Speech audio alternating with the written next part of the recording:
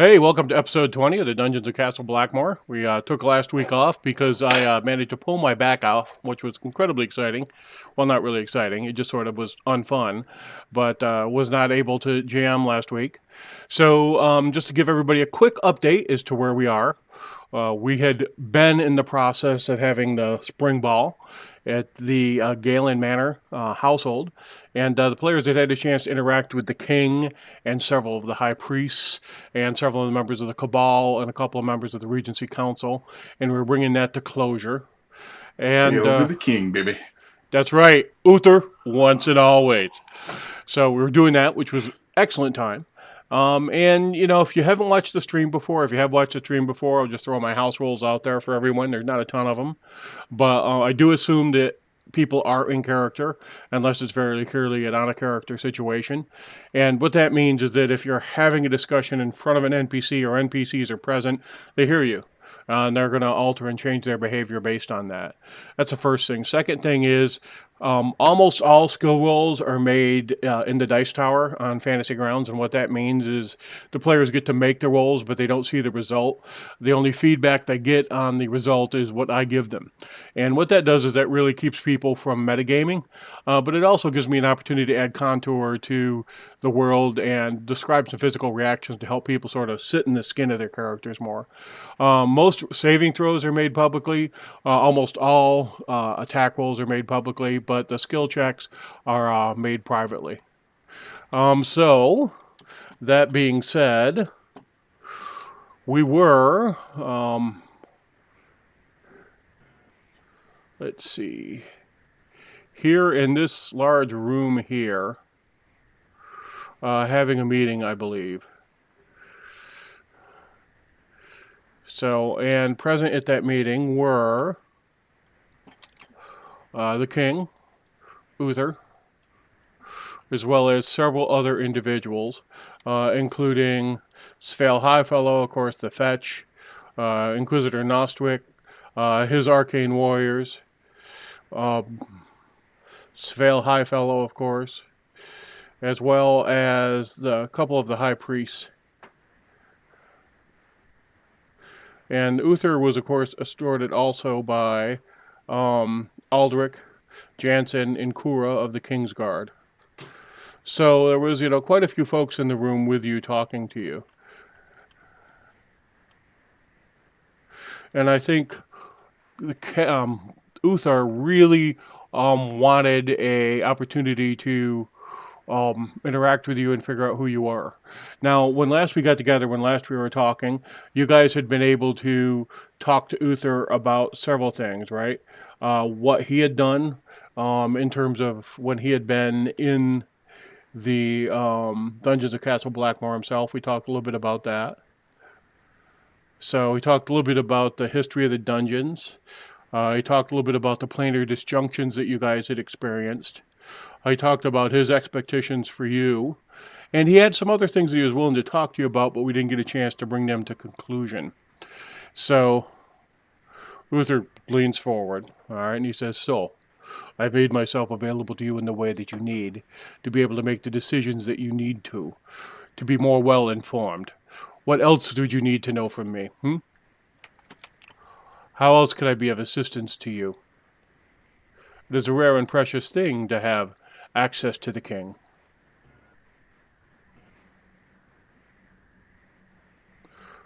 What would you know?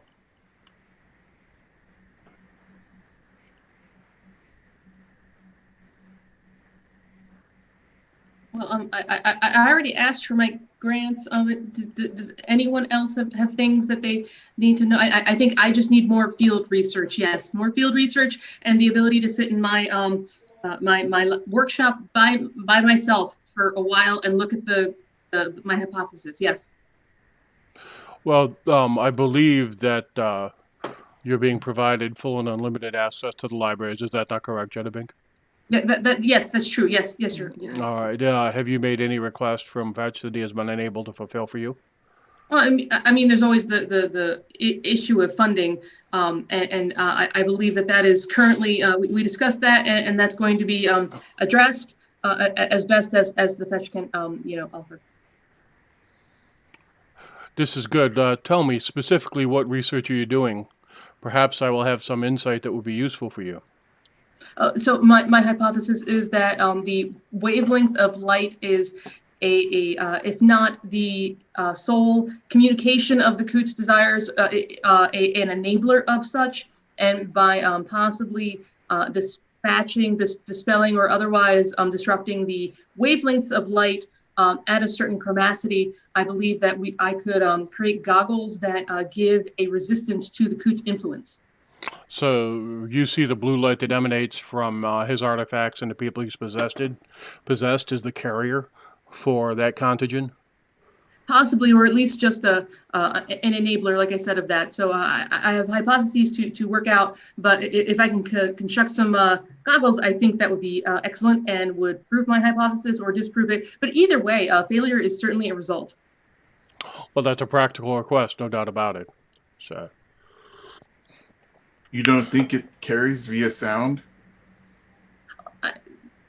It's very possible, but earplugs have long been a thing, and that is not new research. And of course, Nostwick has something to say about that, and he says, I find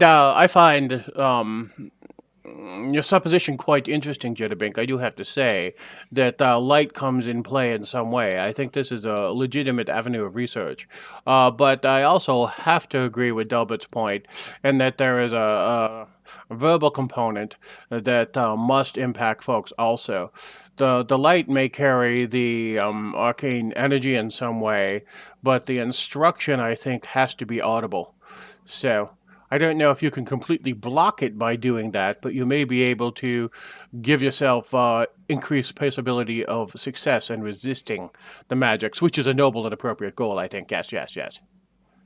Every time someone becomes influenced, they sing that wretched song. That is true. And like I said, earplugs are a thing, and certainly the light is not the only component. But I figure the light is the easy one to offset via some kind of goggle contraption. The sound thing, I may be able to make some. I might call them noise canceling headphones. I don't think anyone's. She jots down notes about noise canceling headphones. So we talked a little bit about the planar disjunctions that you've experienced. Have they become more intense lately? How have they changed? How have they progressed? And what do you think rests at the center of it? And this is, of course, Uther.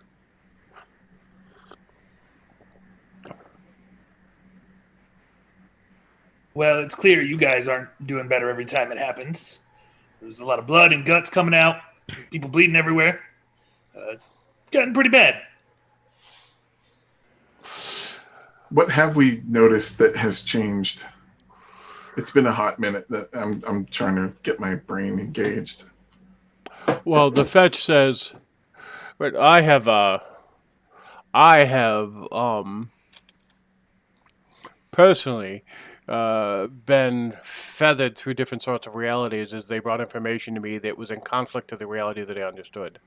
So I think that the disjunction has been more severe in that they are pulling us in a direction, and the dungeons, whatever controls them, some other force, is pulling realities in another.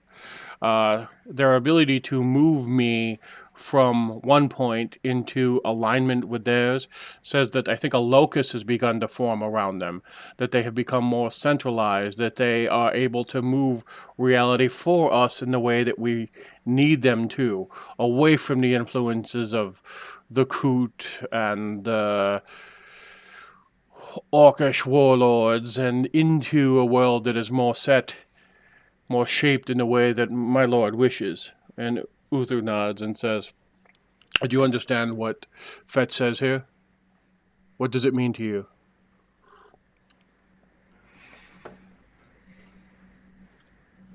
I agree. Things have begun to revolve around us. I don't know how long that will last, but it does seem to be the case. Well, in my experience, this will accelerate. And the challenge you'll have is the disjunction. What you've seen in others is they have passed through the disjunctive zones will be things that you begin to experience. And your success or lack of success in resisting influence upon your mind is going to affect your ability to resist the physical and mental impacts from the disjunction. As we talked about earlier tonight, you have seen those who have lost their minds as a result of exposure to the energies of the rock below, have you not? We have. That is a risk for all of you. So, from what I've seen, and Sister Patrice can talk about this the best, and I think you've spoken to her, those that are closest bound together are most able to resist. So the stronger your affections for each other, the more able you are to support you in what you're exposed to and what you've tasked yourselves with. We're fucked. Say that again, Penny? I said we're fucked. Indeed, perhaps. Well, I mean, we can always For a go to long these. period of time. We can always go to these other realities and get our other selves. And the more of us, the better chance we stand. You know, layer it in. Tilt the scales in our favor. So the fetch grabs his chin and goes, "That's a rather interesting supposition. I don't believe anybody has aggressively and actively tried that." That's because nobody likes to cheat. But cheaters usually win. And if we're talking about the egg here, I don't think anybody's going to mind cheating them. Well, the Inquisitor says, Vincent Nostick says, "I don't know if I'd consider it cheating. I would consider it a rather vigorous interpretation of what is possible, which mayhap might be a strength of you and your family, eh?" Well, of course, yes, we are shrewd businessmen and ladies. But that's to be expected from people who are great with lots of money and understanding of things that other people wouldn't get in the arms business. And the Fetch says, this is a thought puzzle. Let us think this through. What do we believe would happen if you were to encounter yourself? Could you encounter yourself if you were the locus?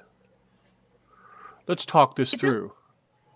My hypothesis is that, you know, we don't exist in other multiverses because we are the other multiverses, and because we are the supposed linchpins right now, and we are the foci. It would seem odd if I could just go find myself in this current multiverse. But I have been wrong before, and that's why science is science, arcane science. Well, if we didn't exist and the people before us were the focus and they exist now, wouldn't they exist in the other place? So therefore we would have to, but we wouldn't be ourselves. Therefore, we wouldn't really be meeting ourselves. We'd be meeting others of ourselves. Perhaps in some reality, I'm some kind of amazing war wizard that doesn't stab people with daggers and uses spells. Maybe in some other reality, I build amazing actual catapults instead of things that are called catapults, but that don't look like them. And then in another place, there's another Penny who's exactly like this because, you know, who needs a different version? Real cat. I appreciate that. The Fetch says, you've seen someone in the Moon Tower whose consciousness was not whole and is fractured. So I think this points to slightly to what Jettapink's hypothesis was, in that the consciousness coalesced around one being, and that being became central to multiple realities as part of the process of passing into the dungeons, and then that psyche shattered and broke and was not able to unify in a cohesive way. So perhaps one could say that you are individuals, and your individuals hold together where the rest of us shatter across, and that what moves you forward is your consciousness, your physical body exists simultaneously across all these realities. That is possible. It is also possible that there are shadows of you in multiple places, and we have to work through that. But that's esoteric to me. I do not know. I do know one thing. If we if we need anything, we can always go to one of these other realities and take it from wherever it is there, and have multiples of those things that aren't us. So Penny, be on the loot, be on the look out for loot that we can use. I mean, I always am. Nostwick says, the Inquisitor says, so have you been able to control your points of access and egress? Do you know what you pass into when you come back out?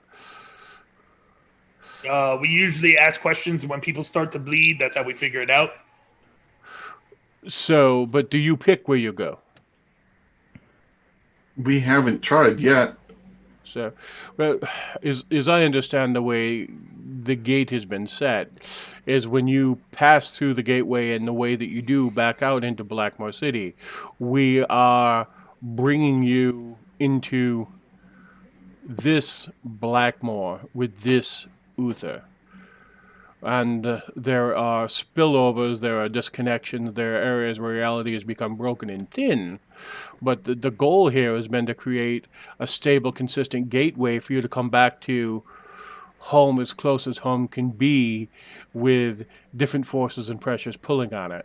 And your presence, of course, resets, pulls things back. I mean, to be honest, if I accidentally slid into one of these other places and it was pretty close, I'd probably stay there. If there's, in theory, infinite of these universes, I mean, pretty close is probably good enough if everything goes to pot. Uther says, your actions in good enough would still affect everything contingent. So what happens, I think, and you feel and see this now, is you are the active vector of change. Now, I have been in this role with my companions. Svenny has been with me as we did this. The Blue Monk, the Blue Rider. I mean, there have been friends of mine, Svale, who have traveled and seen and felt much as what you have done. We have moved things as far as we could, and I have been forced to take on other roles. I cannot be there and resist all the things that assault us externally. So I have to be an active face against enemies of the Legion, the Andukan and Athonian Empire, Skandaharan Raiders, the Koot, of course, the Afridi, so the Orcs of the Mountains, the list goes on, and occasionally something boils out from the Valley of the Ancients and must be dealt with, and it is my duty as king and the duty of the Regency Council and other people of the realm to resist and fight this. So if you're the land and we get more land, does it become your land? Or This land is my land. This land is your land. From the Duchy of Ten to Bogtown. Oh, I thought you would have rhymed it with to Arkless. From the Redwood Forest to the Boggy Bottom. This Blackmoor might belong to you and me if we're in the right multiverse. So, Idris, I would like to give you a most royal and specific commission. Composition of this song would bringing it into the appropriate form and shape is near and dear to my heart, and would be recognized by the state. Oh, I'm all for government commissions. I don't have to do an RFP, right? Because, I don't know what national anthems are going for these days, but pretty sure. Oh, my esteem. That's good enough for nobles. Delbert, you're quiet. I was just considering, well, it's off topic. You But I were was just looking in your rhyming considering if it dictionary, were weren't you? possibly time to consider lifting the injunction on sorcery and bringing those people into the fold, so to speak. Every weapon against the Koot is valuable, and magic in particular. It just seems a waste. So it seems to come from Nostwick, the Inquisitor, but the temperature in the room seems to drop about 5 degrees. I know. And Uther says, I have known sorcerers who were not cursed and wicked. I have known them. But their magic manifests itself quite simply through the direct force of the land. The action of the coot perverts and twists the energy that feeds them and makes them markedly susceptible to possession. And that is the hidden secret. That is the thing that rests underneath policy of the state and the cabal. That the sorcerers in and of themselves, although their history is one of combat with more traditional mages, more traditional wizards, their history is tainted with atrocities far beyond measure. But that is not necessity in terms of how their powers manifest. That was the political dynamic of the age past. But the real material reality we have is the very process of their activation seems to open them to corruption. So the cabal takes possession of many sorcerers and locks them away. And that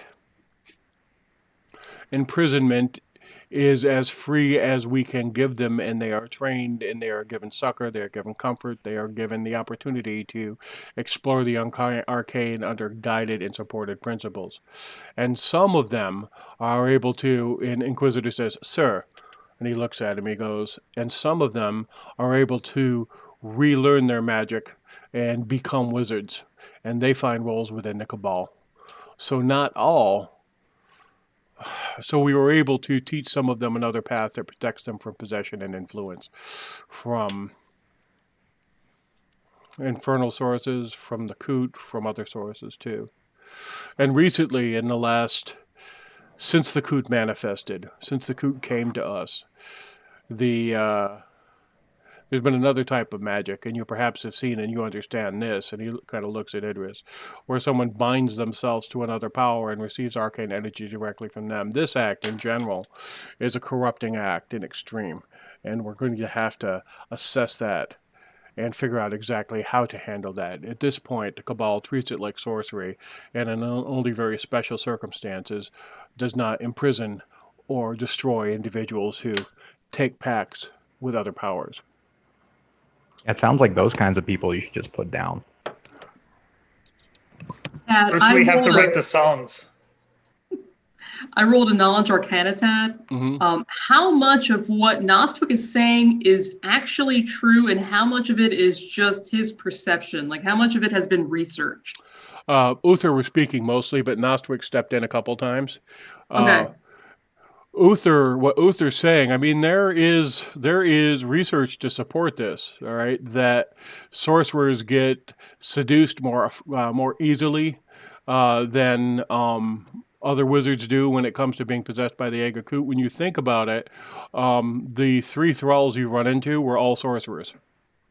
But, Yeah. So what Genovic is trying to get at is, has the research that's been done on sorcerers taken into account the fact that the sorcerers have been shunned and have no other other recourse to get training other than to basically fall in with the coot? Because it feels like it might be a socio construction that the sorcerers are being kind of pushed out, and it's not that they're more susceptible, and that's what she's trying to feather out with what research she's read.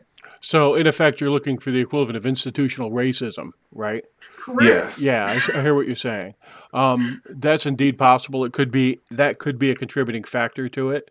You think seriously that probably both are true, that it generates a predisposition for sorcerers to be driven towards this because they have no other outlet other than to render themselves to the mercies of the cabal. But at the same time,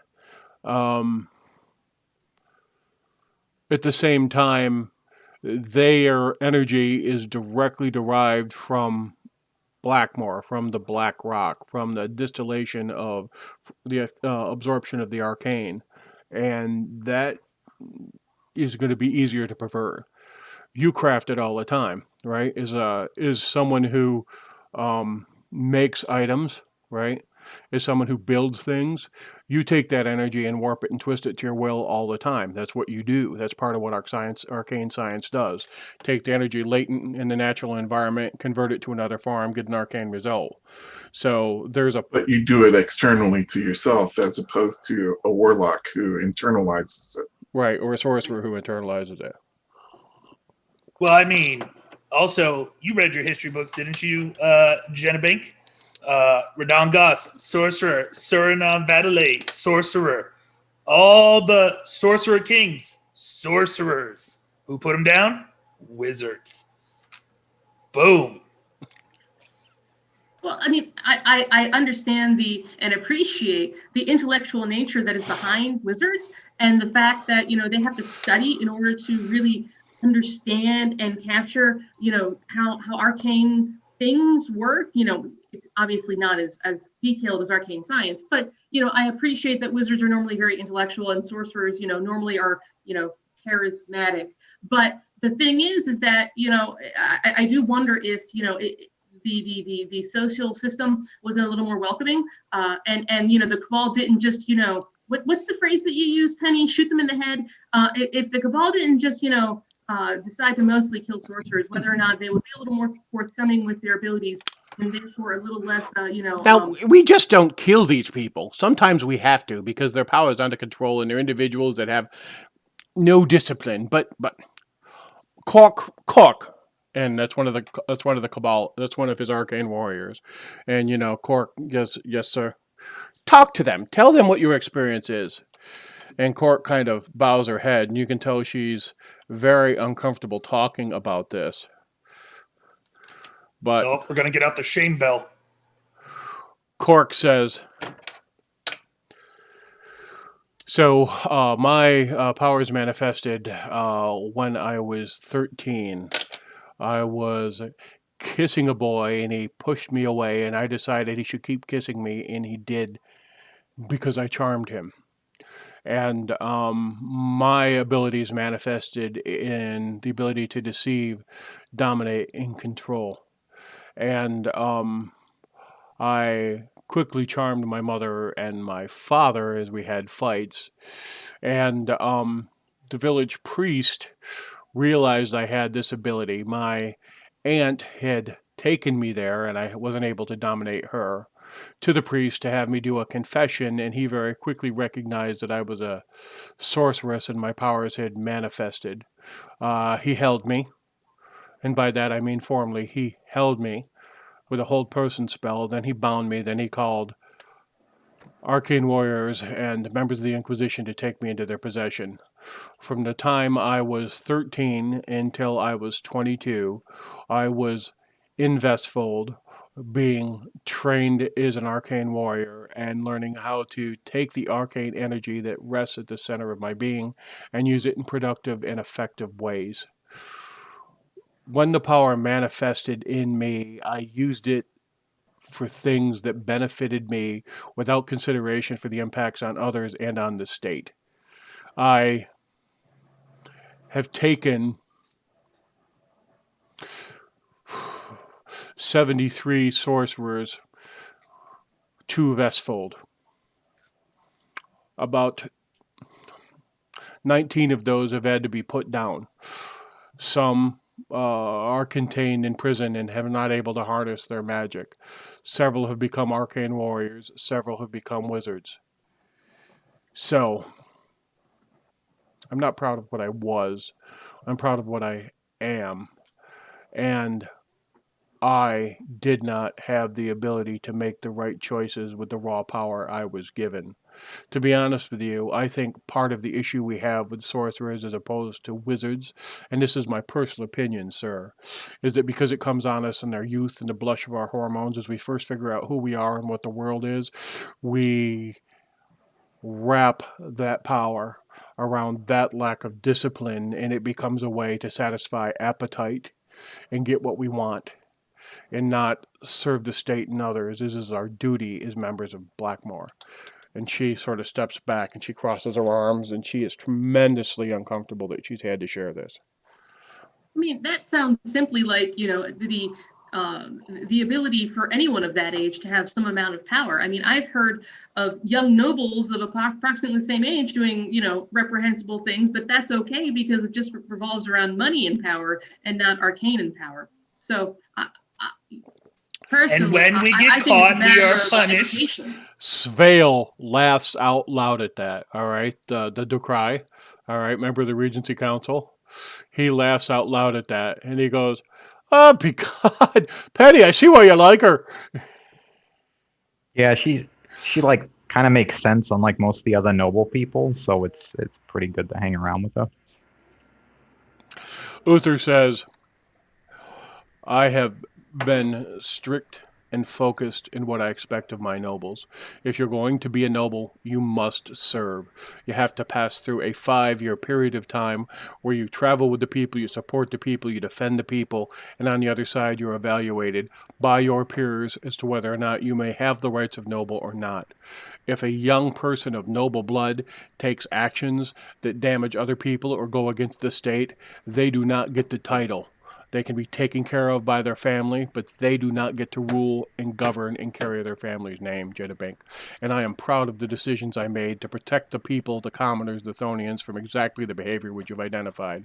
And I think what the Cabal attempts to do is the same thing for people who cannot manifest and manage their arcane power." What happens to those titles when the individual cannot carry on? Land has been reassigned. Usually we attempt to honor the family in some way, shape, or form, and that there is always someone of that blood. In very rare instances, they're not. I cannot remember a time in the last, since I've been in power, where that has not been the case. But if someone's family does not meet up to the standards of the crown, then I would assign their territory to a cousin or a kinsman or someone on their mother's side, and make certain that the people had a noble to support and protect them in the best possible way. So I would not seize the lands myself and take them under my own governance for an extended period of time, although that might be necessary short term, because the other nobles would appropriately see that as an inappropriate attempt for me to seize power, strip rights, and take away responsibility. But currently, we all agree and we all understand that blood gives you the opportunity to prove yourself as a leader, and it gives you the background and breeding to do so, but it does not give you the innate and absolute right. That must be earned.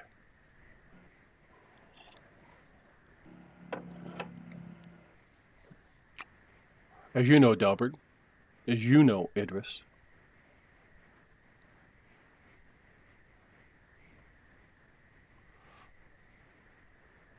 Oh, I mean, that's if we live 5 years, the way we're going. Next Tuesday might be the end for us. Well, that is quite frankly and honestly, that is the other consequence of how I've chosen to govern in this regard. There is a certain winnowing that does occur. Survival of the fittest. I would say also survival of the just. For I believe in my heart of hearts that Odir and Fronaus and Saquin, that they all shield the just and project the just.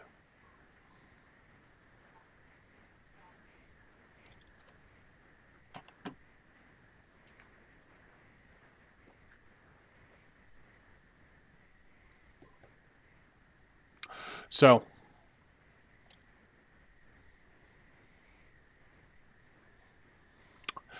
we talked briefly about the symbols that you had found beneath the ground. Yeah, the Yes. names. Yes, and I think that we also had agreed that you would, the fetch was going to attempt to find you, reach out to his contacts in Ringlow Hall and see what they could find out for us. Is this correct? Yes. So, well, The only other thing I maybe want to talk to you about is I don't know if it'd be possible for us to get any kind of diplomatic immunity from what people may consider unjust in these parts, you know? Um, and how would we use this diplomatic immunity, Penny? In what circumstances would you see it appropriately deployed?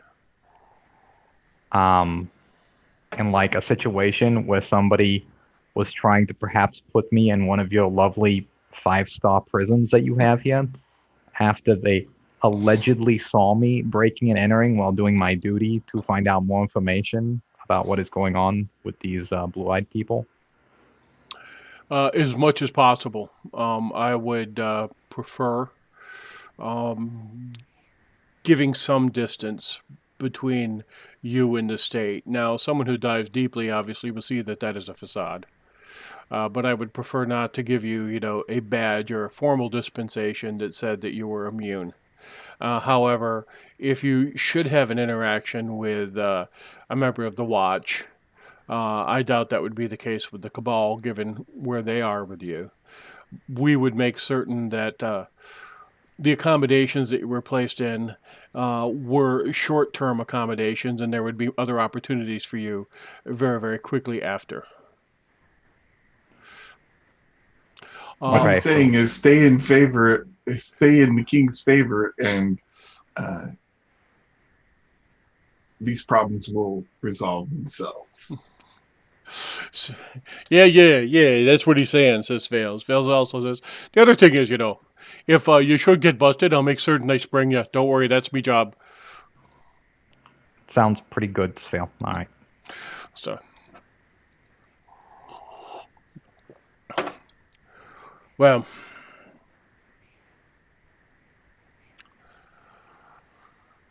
I have done all I can, I think, for you. I will give you one more opportunity to ask me what questions you have. You understand that I am reserved in what I share, and allow you to find what you would find, because as we discussed earlier in the night, what you believe shapes what is. And I don't want to predispose you towards any one thing if I can avoid it. Understood. Does anyone have any questions? Do you think actually changing stuff here right now is going to be important, or should we focus primarily on the source of where this is coming from? Oh, that's an excellent way to think, Penny. I think that there is a dance that occurs for us that as you work below to understand what's going on, to understand the structure of the matrix that shapes reality that emanates from there, as you work to do that, things outside that also are attempting to do the same thing work against you. And they work against Blackmoor and attempt to shape the reality external. So I think the path for you, the challenge for you, is going to be descend, understand, learn, resolve, confront, come back to the surface and see where the land rests, and return. And I have no doubt you will figure out how to pass to other places and points, to other whens, to other wheres, and discover other things there as you work your way deeper and deeper into the depths of the dungeon. Are there other foci besides ourselves that are not on our side? Well, clearly the coot has an interest. But like they go in, they come out. Do they come out or we come out? I Or don't do they know. go to wherever they go? I don't know. And he looks over at the fetch, and the fetch says, "It's hard for me to say, to be honest with you, Idris. I don't think they can pass through the same gate. Uh, my personal opinion is that in other places, that there are people attempting to do the same thing we are doing, but they represent other interests in other times and other planes." So maybe that's a better question I should have asked. The gate is not the only entrance and exit, correct? It can't be. It can't be. I think it's the only one.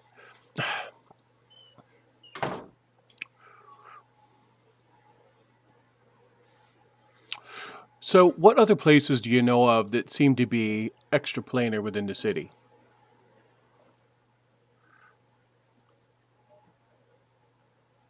Well, we have had an indication that the sewers apparently have some kind of thing going on. We What- haven't had a chance to really research that, though. Oh, yeah. Yeah, because of the rats. The rats get in, but if you guys guard the doors, how do the rats get in the dungeon? So you can see that there are some places where things transfer back and forth. All right. So there has to be other gateways, other passages in and out. I don't know if they are formal and structured in the same way or points of leakage. It would not surprise me if there were another more structured and formal gate, although I doubt it operates in the same way. Um, Well, would it be bad if we left through one of those? And since we have this key, which apparently is an anchor, and if you come out through another spot, if you go back in through the same door, are you really going through the same anchor? I think, and Nostrick says this, I think that the risk would be returning again. That the risk might be that you placed yourself far out of sync. And when you pass back through our gate, the disjunction and the impact on you would be more profound. Think of it this way. So as light reflects, the more lenses you pass the light through, the more broader its focus. So what we are able to do when you come back through the gate is refocus the light, bring it back to white light as opposed to a piece of the spectrum. And if you were to pass through another gate and lose a piece of the light, and when we brought you back in through the lens, things would be different. Pieces would be missing. Is that metaphor clear to you? Jenna Bing, Delbert, you understand? I do. Yeah. So Yeah, you're talking like a quantum mirror. I yes. paid attention in some of my theoretical classes. I mean, it sounded really cool. You look in the mirror and you can see all kinds of different things. It didn't come to me until you were talking about refracting all the lights. Yes, exactly. This would be the issue. So that would be my concern, that focus would break down for you as you passed back into our world. Now, if you passed back and forth through the same gate, perhaps there would be some adjustment. I'm not certain. So then we need to hone our ability to steer our ship into the correct harbor during the storm. Yes. Well, I'm just saying the people we saw in that dream didn't have that opportunity. They were being pursued. So I'm just saying, like, if we're in the same situation, you know, how bad is it going to get for us? Uther says, people have been lost. We have entire teams that descended and did not return. Were they slain? Perhaps. Were they cast adrift on the astral plane and never returned? Perhaps. Did they step through a gate into another reality and were unable to find their way back? Perhaps, and we are certain this has happened to at least one group and team. Do you know of any groups that have entered the dungeons through an alternate method?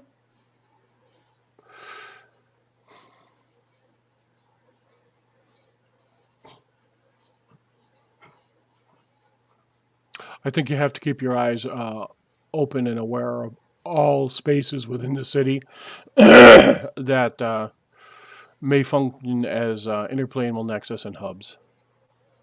Can I roll an insight check since he didn't really answer my question? Against Uther, please do. Oh, yeah, I mean, I have to try. Again, this is hero point territory. It's pray for 20 territory. 20 plus hero point max plus your stat equals amazing. It would be 27 total. Would you like to use a hero point? Sure. Just because PJ made me. That's Uther trolling you to get your resources out. Well, we're going to make level 5 tonight, right? So you're gonna get them all back anyways. What's the big deal? Yeah. +1, because, oh no, we'll be on an odd level.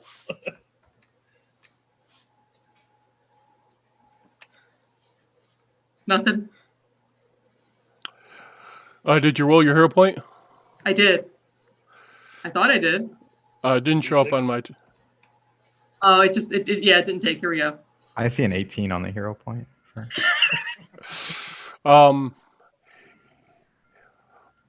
Uther is giving you the information he feels he can at this moment. Oh, are you being vague because you don't want us to be shaped by your admissions, or because you think someone else might be watching and you're not sure?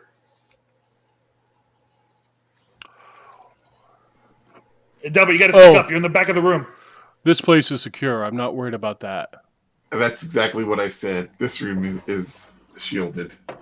You hear in a low voice from Idris, your faith in your magical creations will be your downfall. So, no, this room is as shielded as this space is as protected as it can be. Both the fetch, the work of House Galen, and the fetch's preparations in alignment with the Inquisitor's preparations secure us. I got your guarantee on that because I'm going to ride on that when something goes wrong. I think the space, the divine could always shatter this, but I don't think the divine works against us, at least not in such a way to be concerned with this particular activity. You were saying something, Jedabink? I was just going to say that I feel like the attempting to find an alternative entrance point would certainly warrant some interesting research and possibly publication later. Just saying.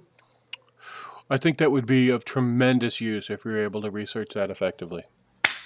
We can just bring a chain and throw it through and then find out where it is in the dungeon, and we'll be connected to the right period. Think about it. If you don't ever let the chain go all the way through, the portal never closes, so you can always come back to the right place. Did I blow your mind? Science. It's optimistic. Hey, we don't know till we try, right? Isn't that always what Bink's telling us to do? Test your hypotheses? I think that's the first time you've ever quoted her. Oh, I quote her all the time. I just don't give her credit. I believe this. Or a matter of arcane science, by the way. There's a parenthesis, and then my name, and then a comma, and then the year of Blackmoor, and then another parenthesis. Oh, my personal journals are not peer-reviewed.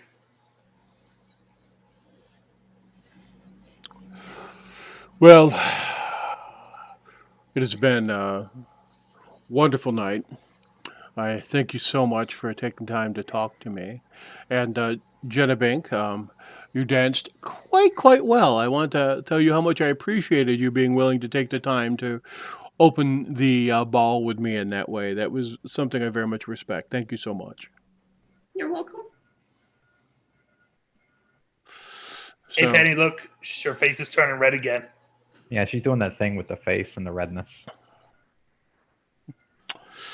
Penny, I hope you heal. And Idris and Delbert, stand true. You have an opportunity to mark Blackmoor in ways that few nobles do. Stand true. And I am so grateful you've taken the time to talk to me this evening.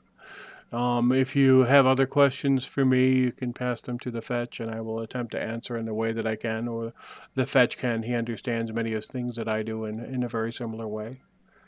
So, we have one life. One. And at the end of it, we are all held accountable for the decisions we make and the things that we do. I encourage you to be aware of that at all times and in all things that you do. Because at the end, we are held accountable. And in all your cases, many people are dependent on the choices that you make. You are in a privileged and special position that you are shaping reality. And how it emerges on the other side is critical. The world we stand in now, I help shape in much the same way you do now. So you're carrying a mantle that is crushing in its obligation, but profound in its consequence. And he takes a goblet of wine, finishes it, stands up and says, "Good evening." And one of his guards opens the door and he sweeps out, and his guards go behind him.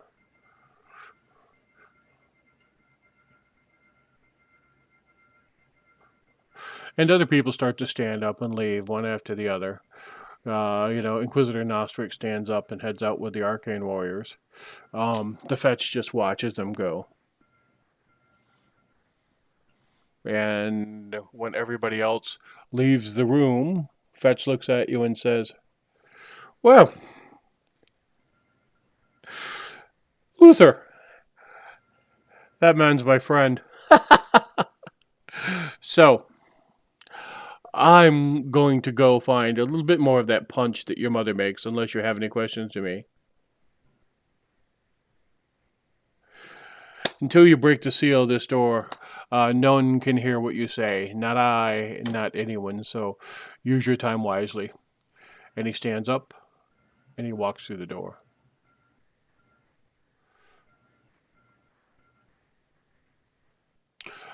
You're muted.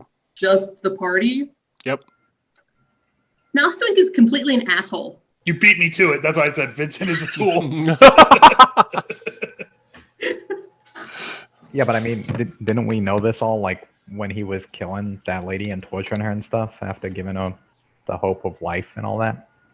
No, I mean absolutely, but I feel like that was one of the best ways to test the integrity of this area, and I really needed to say that after all that bullshit. And also, I think we lost Jimmy. Delbert is just taking a lie down. He wasn't aware that this room was magically sealed, and now he's going to go do a study. Do you see he's disappeared completely? Practicing much his punch. invisibility. So I think that was too much punch for him. Too much punch. So what do we want to do like now? Because does it even going to matter if we affect this world when it's just going to continue to change when we go back down in there and all that stuff? Well, it sounds like if whatever's out here is able to affect something large enough or make enough changes, it affects where we come out.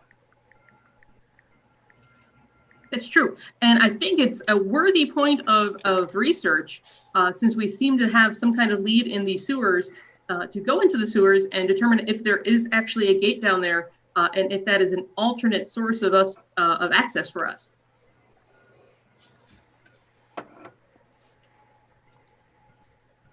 And I think we're all in agreement that Penny will receive the deed to Galen Manor once the marriage is complete to Delbert's oldest brother. Correct? That was my understanding as well, yes. Oh, you're back in the room. Hey.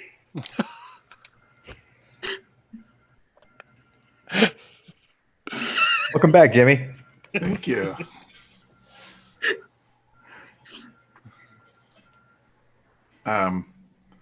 Dadgum Windows updates screwing me over again. It's that arcane this is science from Wizard Gates, huh? Getting you? Yeah, Mage definitely. Natalia. That's the worst. He's definitely an agent of the coup. There's So- no question. With that I blue was gonna screen. say that. I would almost agree with Gnostic on that one. We were just talking about attempting to find out if there's an entrance in the sewers and whether or not it's worth our while to try and prevent what goes on out here while we're in there.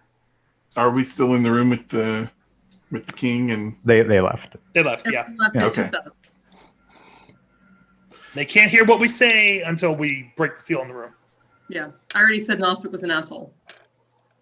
I've actually taken some measures in that regard. Really? Like what? Please explain it in excruciating detail.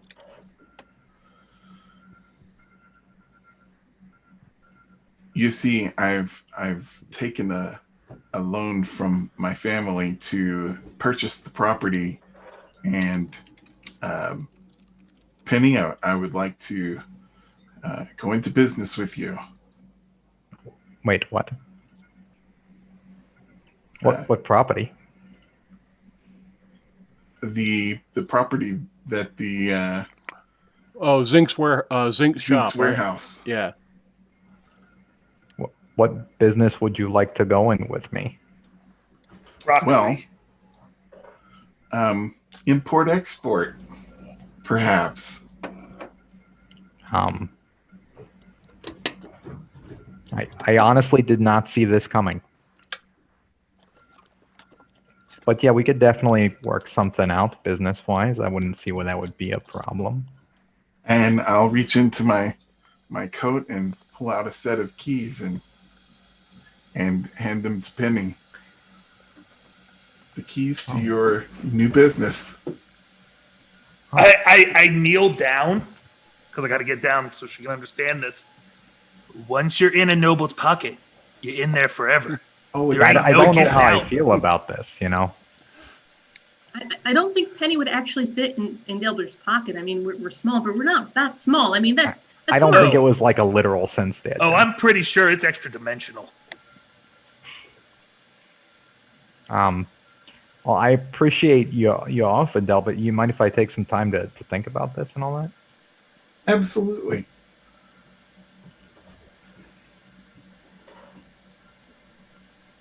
If you decide that you don't want to run a business with me, we'll figure out something else to do with the property.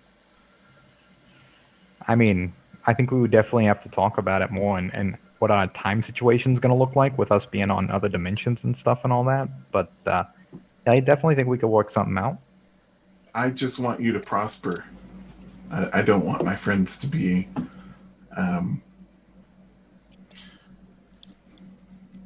having to live hand to mouth. You should have means, and this is my way of ensuring that you do. Oh, you mean It like... benefits me as well, and it benefits our mission. I rarely do things without ulterior motives, but I don't mind sharing them. Are you worried about me being like poor and stuff? Because I'm really not that poor, you know. I just... Well, I see that you have a business acumen that is rare, and I want to give you an opportunity to shine. Oh, I appreciate that. That means a lot, Delbert. I'll definitely take you up on this offer and talk So about it more with you. Are we all going to start like using Zinks as or I'm sorry, is it going to be pennies now? What's the name of it? Anyway, are we going to start using that as a base of operations? Should we all start staying there, or are we still going to stay at the comeback in, or how is this working? I think the comeback in is definitely safer as far as sleeping arrangements, but it does give us an opportunity to keep an eye on the sewers and the things coming in and out of it. And so that was in one motive, but the primary motive was exactly what I said.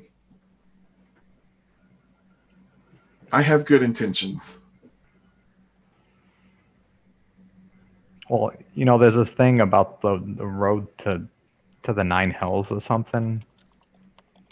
Well, Some then make people sure say. we're on the right path.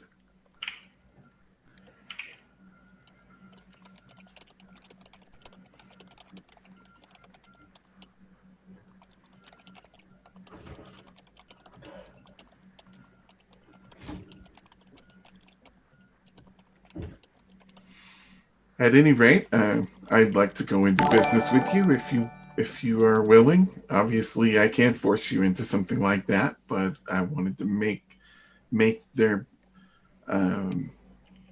be no reason to say no. Well, this is probably one of the nicer things anybody's ever done for me, though. But I really do appreciate that.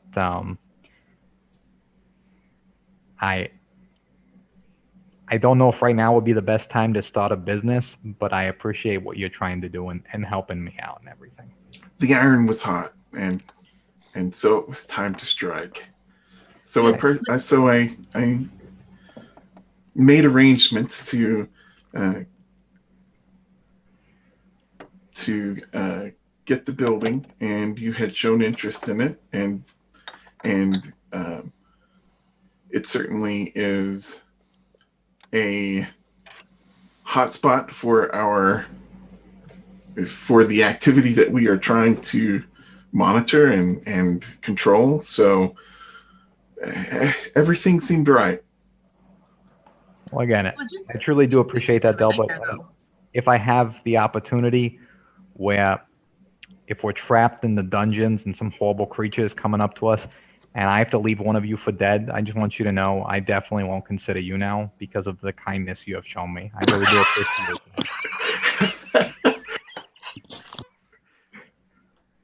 Looks like good you're to on know. shaky ground there, Jitterbink. No, it's okay. I mean, I just hope that Penny realizes that this is really a logistical nightmare because Delbert has offered her so sweetly a business, but in reality, if we are to go into the dungeons and muddle about, we never know how soon we're going to come out. So it could be that we've been there for 6 months and Penny's business has dissolved and she is now even worse a pauper and in $4 million in debt, just in general debt. Well, that's the beauty of contracts. They can be written to minimize the risk to the junior partners in the relationship. It is a relationship and a partnership if they choose to go into it. But I'm sure that Delbert would do everything he could to make sure that didn't come to fruition. And besides, there's these great things called managers and assistant managers, and they run things for you while you just pick up the checks. That's what I do. And therein lies the rub. You have to leave somebody there who you trust to run things while you're in the dungeon. I think psychologically speaking, this may be a blockade for Penny. Yeah. Well, we can talk about it more. As it sits, as it stands, the property is there, and we can start business as soon as we have a plan. I mean, there's definitely a lot of money to be made off this city with the amount of people just throwing it away. Exactly. That's the kind of insight that I see in you that makes me want to go into business with you. Oh, I appreciate that, Delbert. I can't wait to see how you're going to explain this to Donner. Explain what to Donna? Well, you would be a competitor to him, and he'd go from being Donner the Red to Donner the Pissed Off Red, potentially. What would make you think my business wouldn't be strictly legitimate? Well, on its front it would, but in the rear with the gear... Are you trying to say black that as night. I am an unscrupulous individual and that you do not believe in my ability to do good things for people just for the sake of it? Oh, I know you can do good things, but I also know you steal the Galen silverware too. Two things can both be true. I don't think you even would know I've stolen the Galen silverware, you dick. I had a vision. It's coming to me through my chaotic powers. Wait a minute. I've been with you. I've seen you steal things. So yes, it can be true both ways. You can do good things and you can do bad things. You could get with this or you could get with that. I'm just saying, they're all there. I think it presents an interesting... Wait a minute. And weren't you the one who wanted to impersonate Bean Zinc and take over his property illegally, if I recall correctly? I do It doesn't not... sound like upfront, clear, transparent business practices. I do not for recall... the Blackmoor Better Business Bureau. I do not recall that event occurring. Oh, I understand. Pleading the fifth. It's a time-honored tradition among the rich and wealthy here. Or at least the path to legitimacy is there. I would just say that I think Penny, no matter what business Penny presents, it is going to be legitimate in Penny's eyes, which means that probably from a general socioeconomic standpoint, is probably going to be more fair than the current, industrialization system that we have. Yes. I agree with everything you just said. Excellent. One immediate use for the property is perhaps renting out the space to Jinnabink as a workshop. But I have a workshop. I have an excellent workshop. And when we can get to it. We can get to it whenever we want to. Really, it's just a matter of inconvenient, mildly inconvenient. I like my room at the Blackmoor Inn so far as a workshop. I just need more time because, quite honestly, we've been going from nearly getting killed to nearly getting killed again to this party, and I just haven't had time to sit down and research. It is a dilemma. There is actually a knock at the door. Marco. Please enter. Megan comes in and she puts her hand over her face and her face is flushed. And she's like, Talbert, you know how Mom said that the sparkling water is for grown-ups? Yes. I should have listened better because I kind of need help going to bed.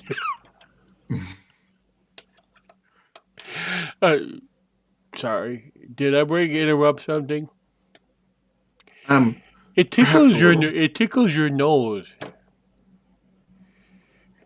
So, hi Penny, I like your dress better than the one Mama was going to make you wear. You look so pretty.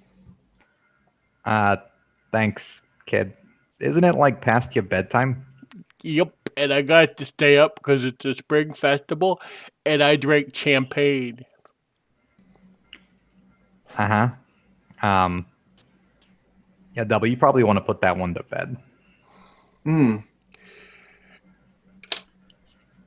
Yeah, let's do that. And I'll And there's a jet of flame about 4 inches off her finger. See? La la, la la, la. Kid, I don't think you should be doing that, especially like. Why is she making fire come out of her finger? we'll see what we can do about that too. I'm gonna Idris raises an eyebrow and he goes, I can fix this, and I cast Purify Food and Drink on her. She is non-magical water, and I am gonna remove the poison condition from her. Oh my god! What? What?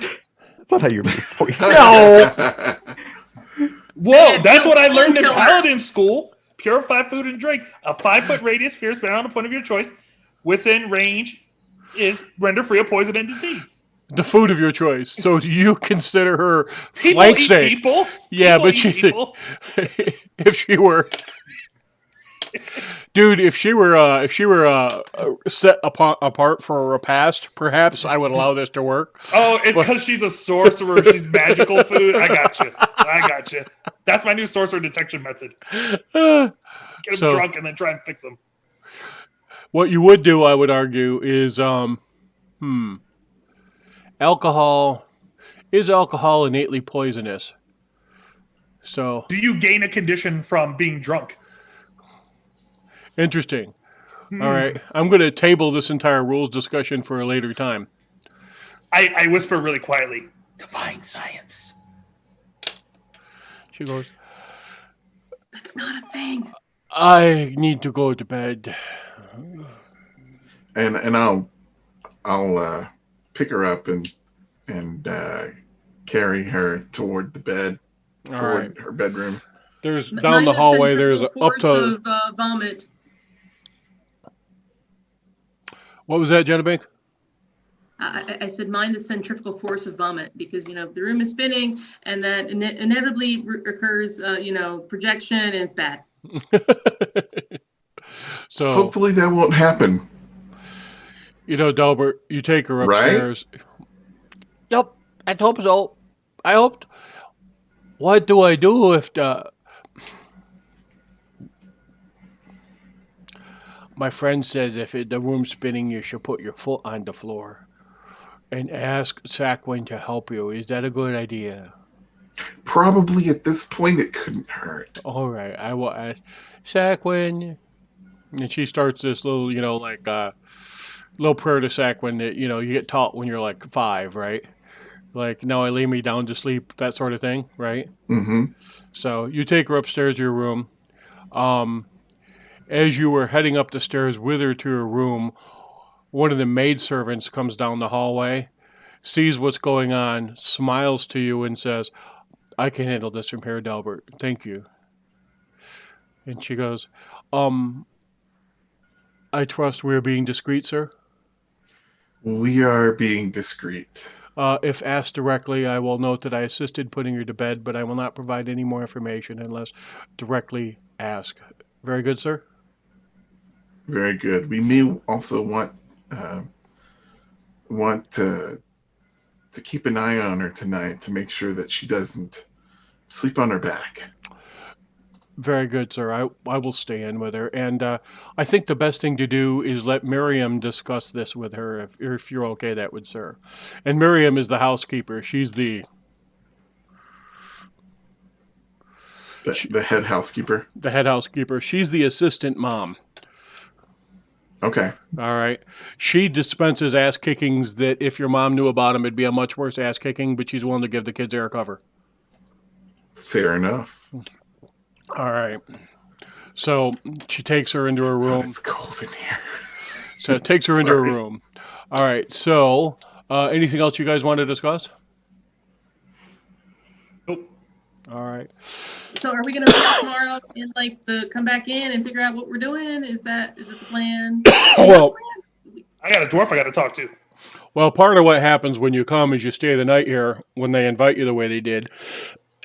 And there's a huge freaking breakfast. It's kind of like the Easter breakfast that you would have, right? Gotcha. And they do, there's a whole bunch of seasonal specific meals that they make. Remember how earlier I talked about they were doing things with geese and chicken and, duck, right? And some wild fowl and eggs and stuff. So there's a special dish they make that's got all 3 different types of eggs in it and a bunch of different cheeses. And it's like kind of quiche-like. So they got so they've got a breakfast planned, and you guys are all invited to that. And they were expecting you to sleep here. You could go back to the come back in if you wanted to, but they were expecting you to sleep here. No, then if that had been made clear, Jenna Bink will sleep at the Galen Estate. Yeah.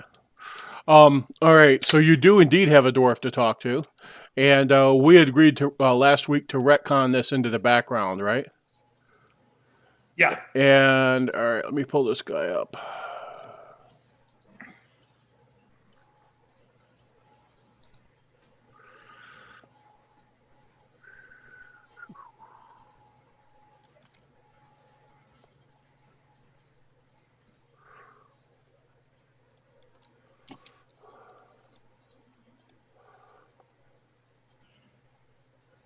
All right. That's a handsome puppy. Yeah. Dwarf Good. probably tops, somewhere between 175 and 200 years old.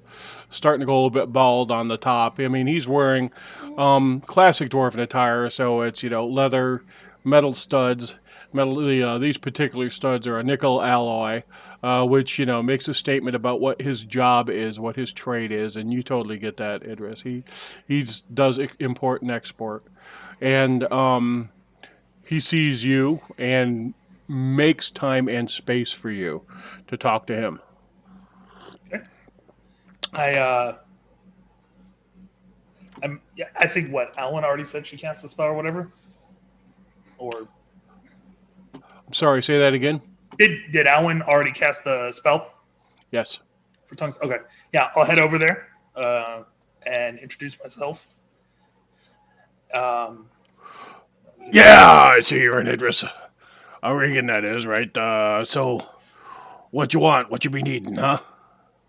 Well, it's not about particularly what I want or need, but what my family can do for your clan and for your business. Oh, by the great brass balls of the god, I didn't know you spoke the true speech. It's refreshing to run into somebody who can speak the true tongue. Well, I don't always get a chance to use it because it's a complex and difficult tongue, but I'm working my way through it these days. And I understand that you are not actually able to get to full capacity with all of your materials. Well, I'm always looking for other markets and other buyers. And the best way to do that is to ship direct. I understand. We also enjoy those who ship direct. We have enough capacity to handle a load that you may be able to deliver, but we do understand it's already spoken for. And I was curious what it might take to get you to switch your goods. I got to fulfill my current contracts because I have given my word and I have signed on them. But here's the thing. I got the capacity to produce more. But, the Uber stars don't want us producing beyond a certain threshold because if we do, they're afraid it's going to drive down overall cost. And, they make a case here and there for us not producing because we need to use our assets for other things like, fighting damn orcs. So what I'd much rather be doing is I'd much rather be taking the members of my family who are fucking around doing military things that don't help us out and put them directly into additional mining and producing additional capacity out of me mines. If I could do that, then of course I'd be looking for a place to sell. It sounds like from what you're saying, you don't particularly care where the material goes, only your king does. Well, we're here tonight because these folks have negotiated pretty effective and cost-efficient distribution contracts, and also nobody takes out a frickin' Regan caravan. Every time they get hit, they got enough firepower in the background to stop it. And the senior Regan boy there, Corwin, he just don't get stopped. He's badass in the true sense of words. So, the king likes using him for trade. Now, he's cut the deal. He gets his percentage. I am a little limited in terms of, who I'm supposed to ship through. At the same time, if I could come up with another contract that was, cheaper and gave us the same guarantees of safety, I could perhaps go to someplace other than Blackmoor City with what I shipped. Well, we would be able to fulfill that need with our much more direct routes through Bramwald. You would not need to travel through the various mountain chains. You could simply go south. And if I recall correctly, the dwarves are allowed to sell to both sides, the Blackmoorians and the Thonians. Well, we're allowed to sell to Bramwald because Bramwald, is leased provisionally. Yes. And right now, trade isn't locked down because, the Iron Duke and his cronies ain't been raiding anybody or fighting anybody or trying to burn nothing down. So we got space to be doing that. So here's the deal. I got things that I need. Let's be straight. If enough folks can be put in the field to assist the king so it frees up me laddies to come back and work in mine, then I can give you what you need. That's the first thing. Second thing is if, someone can chip it free so we can chip directly to Bramwell and not have to run all our trade through Blackmoor, I'd go for that. So I want, the current orc war supported in a way that lets me get me laddies back from the field. And the second thing is somebody's got to be working a deal in the background to let Bramwell take direct shipment. If you can get those two things done, we could perhaps do business. I have an idea or two on how to solve the first and second problem. I also have this as a gift for you, and I produced the flask of the what was it? The dwarven. I don't remember. I don't think it was ale, but what we picked up from Rum. Yeah, Yes. the rum. Rum? He goes, oh, haven't had this long. And he takes a good slug of it, wipes it off, hands it back to you, says, take a hit, lad. It's good shit. Oh, I took a hit earlier today, and as I take the sip and pass it back to him, I also know where we can find another 500 gallons of this if you're interested. So, I like barleys, I like ryes, but, having something made out of pure sugar like this, it's just a different taste. It's a different sort of drink. I like it a bit. Yeah, I'd like to know where we could buy some. He tucks the flask into his belt. Uh, I go. If I just tell him if you take it out of its leather casing on the inside, his information is in there. Oh, You can send someone there, and I'm sure he'd be happy to help you out. I appreciate that. So, and he's going to drop into small talk with you, unless you know want to push for something else. Um. Actually, yeah, I do. I have a question actually though. You had mentioned earlier that Colin Galen was running the shipments. You had mentioned that he was also injured, but I wasn't part of that conversation. But he's been moving around the what do you call it? The ball. Is there a way to get a perception check to see if we notice that he's walking differently or anything like that from his injury? Yeah, you can make a medicine check. Ooh, medicine. It's one of those fancy skills. Oh man, it's a break-even skill. I'll take it. All right. He what your suspicion is there's probably, if he has been injured, there's probably been some magical healing that's been deployed. I mean, that's what it would be in your instance. And you know that this family is tightly linked to the Church of Adir, and they're Mm-hmm. well resourced. Mm-hmm. So if his brother was torn up, they probably would have brought him back to peak capacity as rapidly as they possibly could. All right. So, I would. and it's Oh, not go ahead. it's not for someone in his role and the way he operates. If it's bad and it's on, he's right out in the middle of the fight with his people. He does not hang back. He Yep. leads as a warrior. So Yeah, I guess the only thing I would then ask Darian at that point is, you had spoken that Colin Galen was basically your point man on the caravans. Have you had any decrease in efficiencies recently? no, they do pretty good work. I mean, they do pretty good work. There's been increased raids on their part, but so far they've been able to hold them off. Seasonal raids or random? Well, I think it's a direct result of what's been going on with the orcs, right? So we're fighting another orc war now, and they've been boiling up out of the mountains on us and coming up from the south. So I think it's a direct result of that. There's more folks on the ground that are going after them. So anything that rolls up and leaves gets chased by them. So hasn't been Skandaharan, hasn't been Ash Goblins, isn't Baleborn orcs. It's just traditional orcs. The ones we've been fighting forever, and every generation or so they get a large enough population build up to come after us. All right. Well, you'll hear from me within 2 weeks. Ah, good to see you, Idris. I'd like a little bit more freedom in how I work, and anything that I can do to help with the war effort is something I appreciate, and I know my lord will appreciate it too. So here, and he, gives you the old, the bouncer hug. Yep. Yep, and Yep. I heads tell on his him way. freedom's what I'm all about. So I have requests for bio break banging into DM chat. So what we're going to do is we're going to take 10 minutes here, and then we are going to hop back into the game and do some other things. How's that sound, everybody? Sounds like a plan. Good. All right, we're going to take our break today, and we will be back soon. Thank you so much for listening to the stream and watching us play D&D. We appreciate it, and we'll be back soon.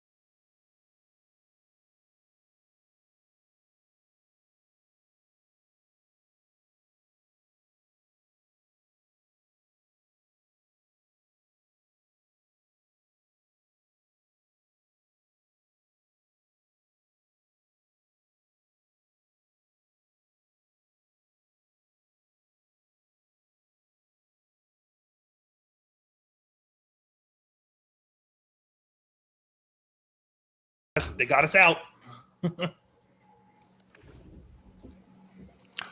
Hey everybody, we're back. My players are convinced I'm going to assassinate them, which I just don't understand. They got us out. Oh, did you send a different map out? Yeah, I just refreshed it.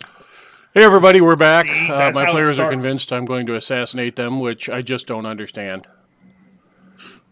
They got us My out. players We Oh, are did you send still a all different map defenseless out? and have They no got us out. weapons. Yeah, And I my just animals refreshed is it. penguins. Here. Hey everybody, So- we're back. See, My that's how it players are starts. convinced I'm going to I assassinate have my them, which I ceremonial just don't sash. understand. And I'm just going to come up from behind somebody and just be like, sash, and take them out. All right, here we go.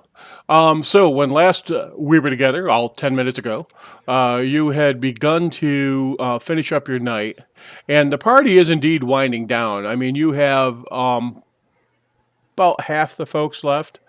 Quite a few people are tipsy. Frida, of course, is been comporting herself fairly well. Reginald Regan has been drinking quite a bit. Colin's been drinking quite a bit. So the family's been engaged pretty well. Uther left almost immediately after leaving the room. So Uther stepped out himself and, went off to the next thing. So, Jimmy, why are we giving Jimmy a hard time? Oh, because he had to reboot his computer and we had to wait for him? Yes, I think that's outstanding. So, lots of conversation, lots of things going on, lots of people heading out. Anybody, of course, we have the Grax gals are out and about, and they're getting ready to leave, and of course they come and they speak to Delbert, and they come and they speak to Idris, and Jessup sort of floats in and out of your orbit as they come to bother you.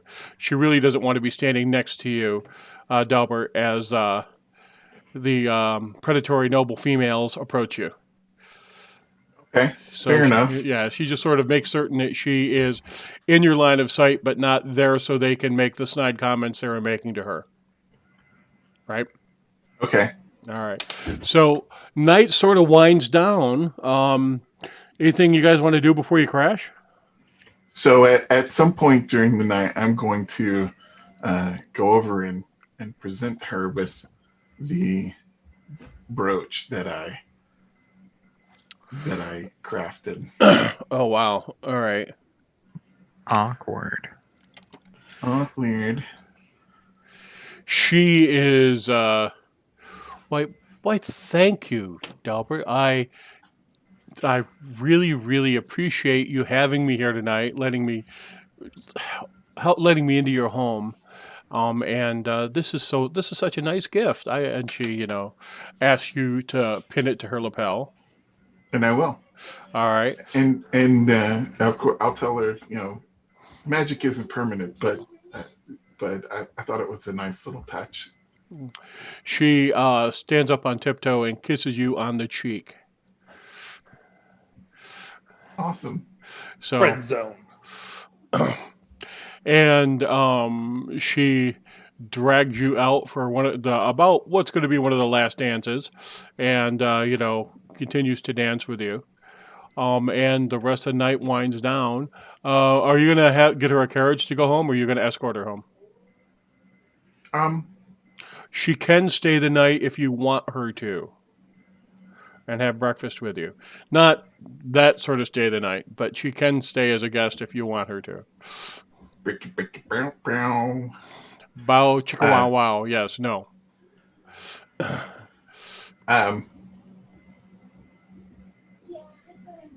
I think I'll escort her home. I'll Okay. take the carriage and escort her home.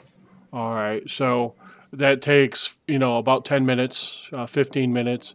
You're able to do that and come back. That would be the time to kill him. There goes your business partner, Penny. That's the last we saw of him. Went out for cigarettes, never came back.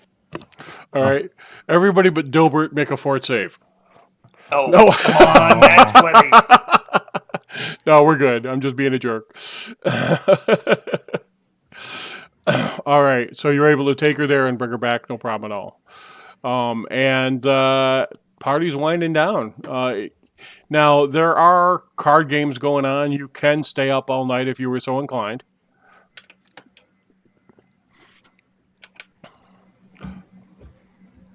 Yeah, I'm gonna get in on that card action.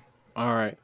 So you're actually playing with Colin and two other of the nobles, just sitting down, cranking out cards. And Colin, although he's not a worshiper of Hirsch, clearly has proficiency in card deck in the same way you do, you know what I'm saying. Yep. All right.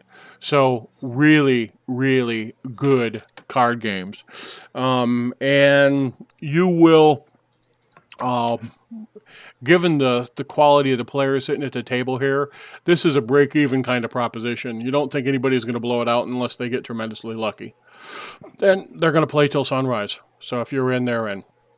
Penny, what are you doing? I'll probably just go back and go to sleep if the party's over. All right, so you're going to go back to the come back in? Yeah, I feel much safer there than here.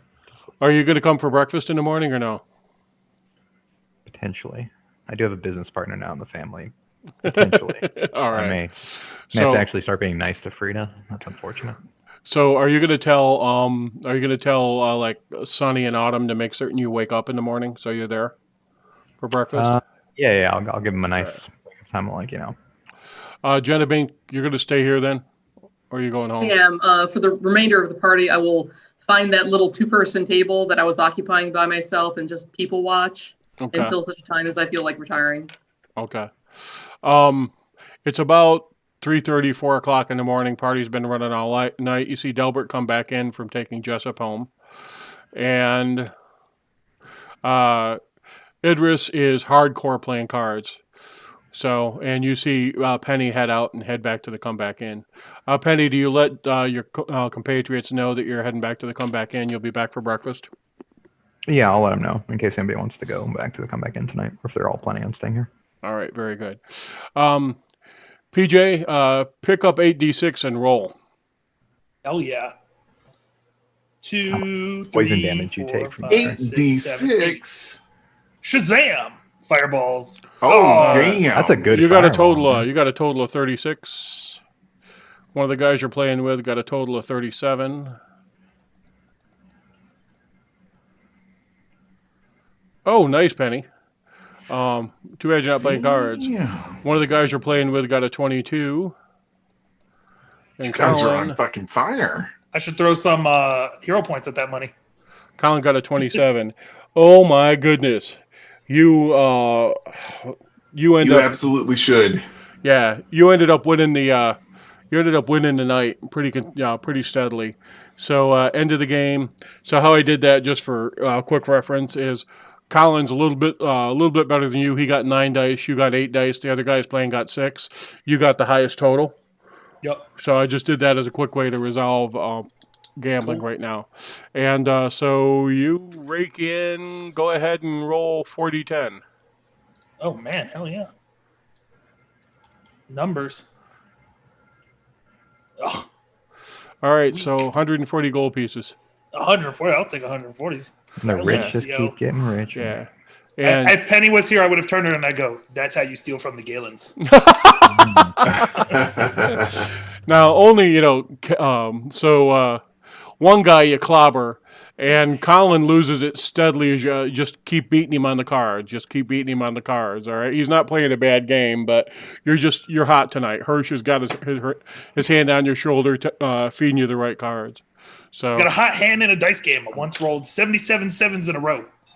it's sunrise, all right? Colin's going to go catch a couple hours nap, all right? The other guys are leaving. Everybody going to, assume that Delbert went to sleep and Jenna Bink went to sleep and Penny's already gone to sleep then, right? Okay. So they pull you guys all together for breakfast. Were you having Jessup come back for breakfast, Delbert? Nah. Okay. Yeah, that would be... Not unless you have a reason for me to. No, that would be pushing it a little bit with your mom. It's one thing to have her date, to have a date come... Unless she was like betrothed to you or somebody like one of your comrades, right? Right. Yeah. So,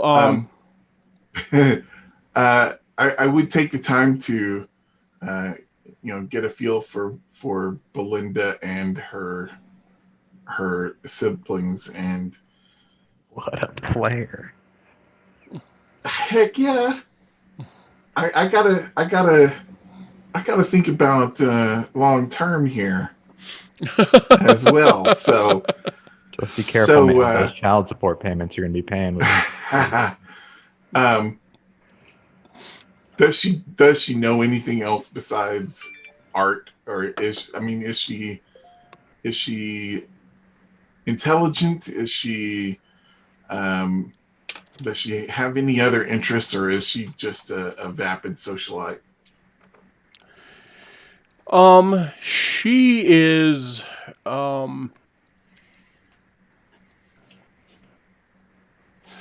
she's trained as a noble, all right, and being trained as a noble, um, she's trained as a noble, and being trained as a noble, she's aware of what's going on. She can talk to you intelligently. She, clearly be able to run a household. She's just not. Um, she's just not interesting, I guess is the best thing for you, right?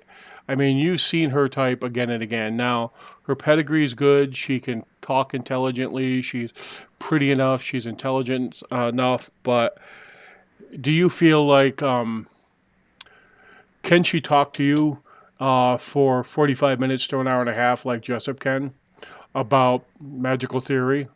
No. Does she have a basic awareness of politics? Yes. Could she probably run a household? Yes. Is she? But she would be an acceptable and reasonable match. She would check off a lot of boxes, but you're not getting a happy. You're not getting a this person would make me happy vibe. You're definitely getting a this person could run my household vibe.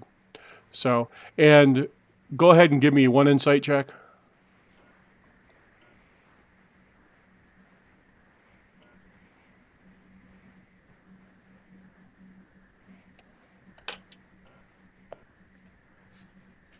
She likes you.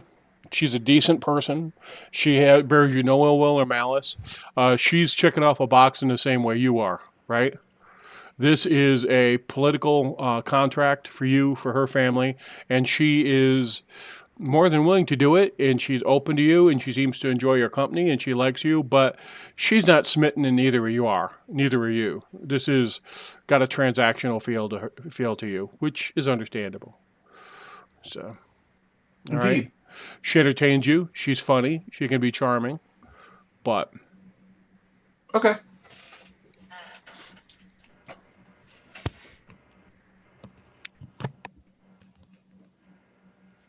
all right. Huge table here. All right. When they call everybody together for breakfast, huge table here, and Huge. Absolutely huge. it's a huge table. It's a huge table. Nobody ever sets a table like this. It's the best table ever. I'm telling you. So this table. What I'm hearing is this is fake news. It's nothing like what I've seen from the Regans.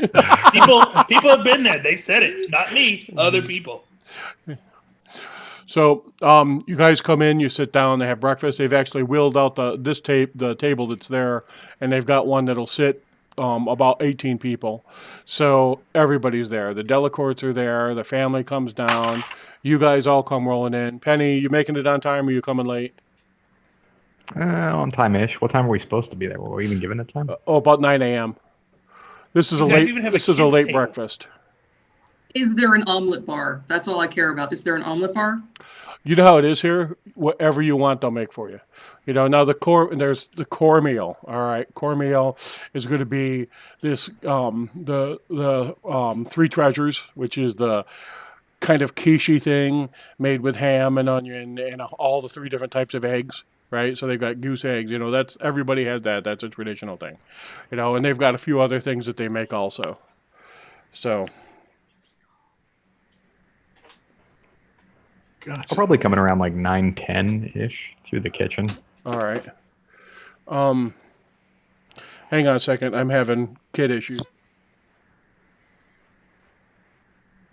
So I see your family's got what is that? An omelet station? All What are right. you going to get out of the omelet station there? And an omelet is usually what you get there. I mean, what ingredients are you going to put in it?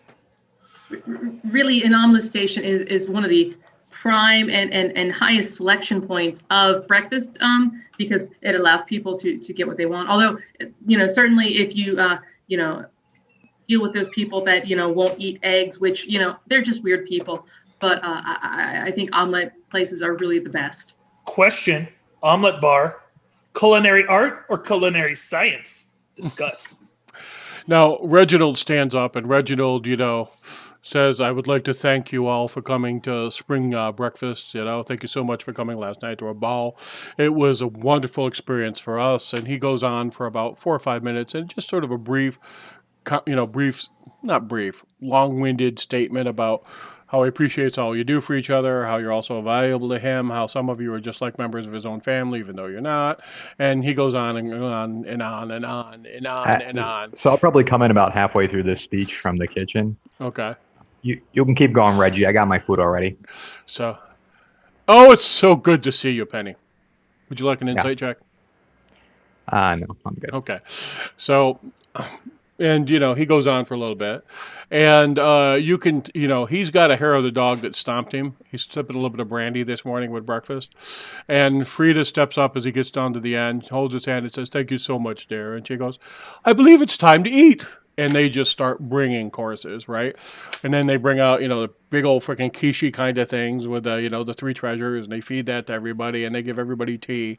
You know the gig. You guys have been here before. Whatever you want to eat, they will feed you. All right. Anything specifically you guys want to eat with dinner, cider, teas, anything specifically you want? No, I'm good. All right. Now everybody gets to make a Constitution save. Boom. See, Paladin insights. Told you it was coming for us. What are these? These we don't do in the tower, right? I'll note that You can roll this open. shouldn't have to make a save. You can roll the saves open. All right, I will burn inspiration on that. Yeah, it sounds like a winner. It's time to use that economy. You made a check. You didn't make a save, so you get to roll it again. Oh, okay. All right. Well, it's the same thing, actually. Yeah, burn that inspiration anyway while you're at it. Yeah. There we go. That's quality. I'll take it. And I'll burn a hero point, because why not? Yeah. There we go. Take it to the house. All right. Jenna Bink, oh my God, you're fine. Delbert, oh my God, you're fine.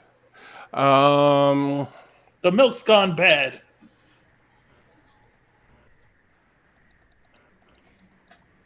Oh my God, if we have like the Agakoop bust in here, I'm going to be like super torn about fighting. Why? Because it's like you guys are dealing like blows to like my noble competitors, but I'm also in the room.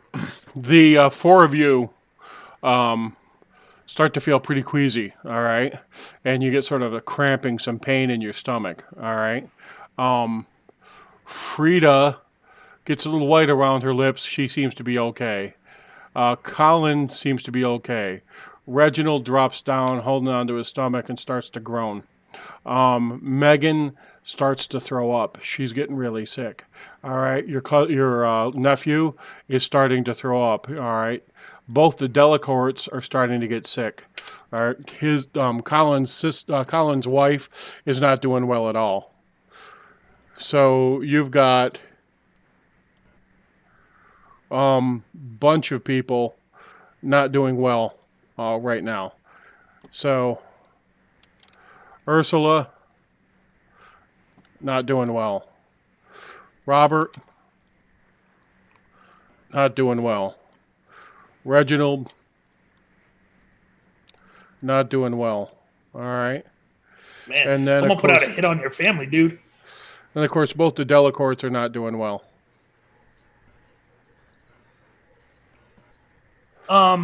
Do the Galen, since we've been here so many times, do they have like charcoal fires anywhere? There's a charcoal brazier over in Reginald's office. That is where Idris is booking it. He is hungry for burnt wood. All right. Penny will probably force herself to regurgitate whatever she just ate Okay. on the plate, assuming that's bad food. Everybody's getting sick. All right. You guys haven't taken any damage, but you're all feeling sickened. Okay. Well, I'm gonna regurgitate that stuff all over the table. All Not right. It's a table, skill. but my plate. Just Look, jam it's a 2 skill fingers I down learned. the. So you cause yourself to yak, right? Yeah, if there's something in me that's not making me feel good, I'm getting it out. All right. I don't care about these people's delicacies and politeness and all that stuff.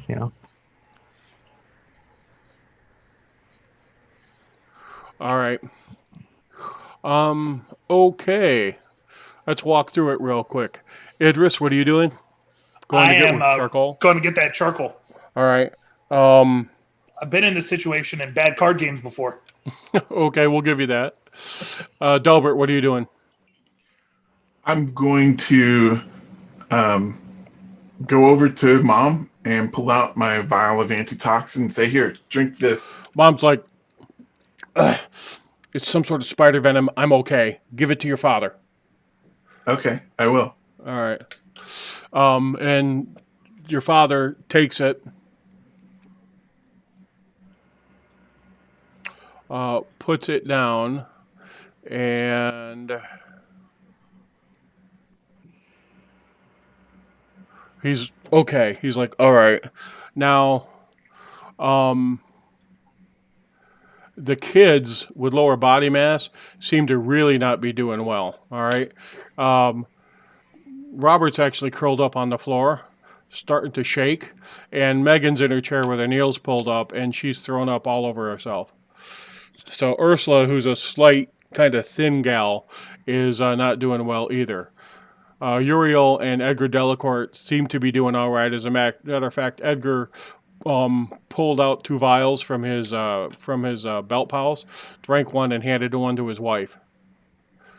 I'm immediately going to start moving into the kitchen, by the way. Okay. So you go straight back into the Follow kitchen. Penny. Jenna Bink, what are you doing?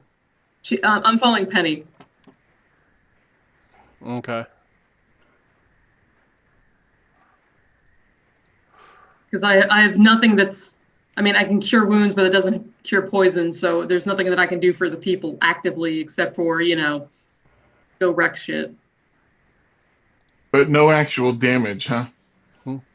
To the people who made their saving throws, yes. To the people who didn't make their saving throw, they seem to be taking damage every a certain increment of time. Okay. All right, so you know that the quickest way to get to the kitchen is to come back and pass through this area and then come into this area. All right, so I'm going to sync view for you. Okay. All right, there you are. We all set? Okay. Yep. All right, so you come pouring into the kitchen. All right, and Miriam whips around and she goes, "There better be a damn good reason for you to be in here again. You already raided me oatmeal."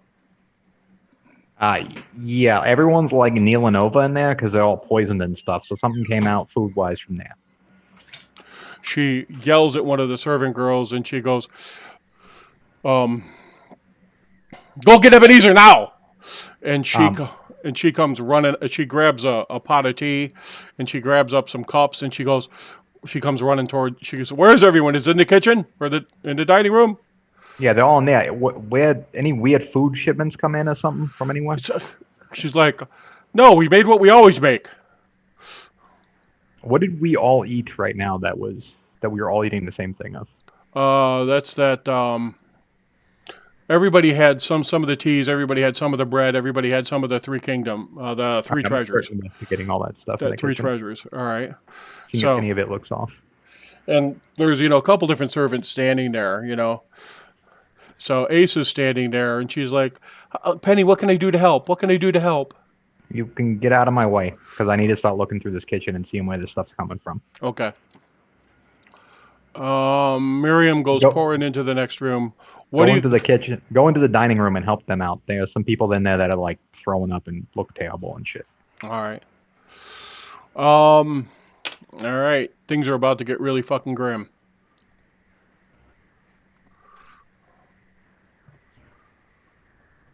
No way to introduce the next part, Dad. I mean, surely we'll triumph and everything will be fine. Jenna Bink, Delbert, what are you doing in the room right now? I've got a potion of healing. I'm waiting for somebody to drop. Whoever drops, I'm going to feed them a potion of At healing. least buying some more time, right? Jenna Bink, you went with Penny, right? I went with Penny. I'm actively looking for where this started. All right. So I don't know if I can roll anything to, You can start do looking in pots. you can do an investigation. All right. That's All right. what I would also like to be doing. Is I'm looking. gonna tell Quickfoot to sniff out figure out where the poison is. Okay. He's got the nose for it. Go ahead and have. Well, he's not in rat mode now. He's in bird mode, right? Oh, good point. Oh, that albatross around your neck! I warned you of. Idris, go ahead and make a medicine check as you're digging charcoal out of the fireplace. Okay. Damn. I will write a quick note that says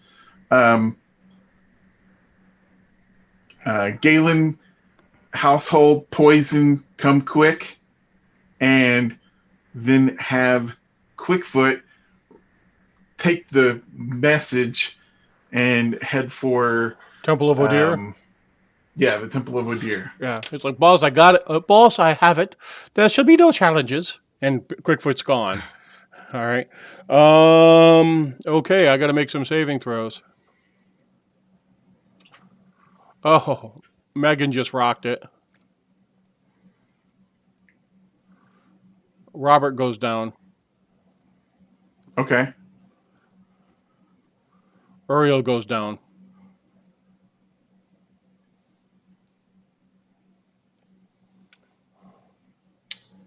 All right. Colin's just hysterical. Both his wife and his son are dying from the poison. All right. I will go over and administer the potions of healing to each of them. All right. What that does is that gives them, they don't start making death saves for another round then. All right. They'll get one more round in orbital saves before they go into death save mode. Okay. All right. So he sees what you're doing. He grabs one of the potions from you. He's giving one to Uriel. You're giving one to Robert, right? Mm-hmm. Okay. All right.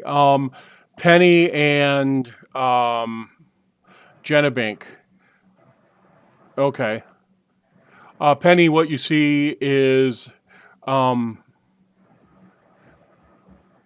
there is a paste on one of the pots in the sitting next to the sink. There's this yellowish green paste that smells wrong. Smells a little acidic. Where'd this paste come from? You. And I'll point to some random person in the kitchen. All right.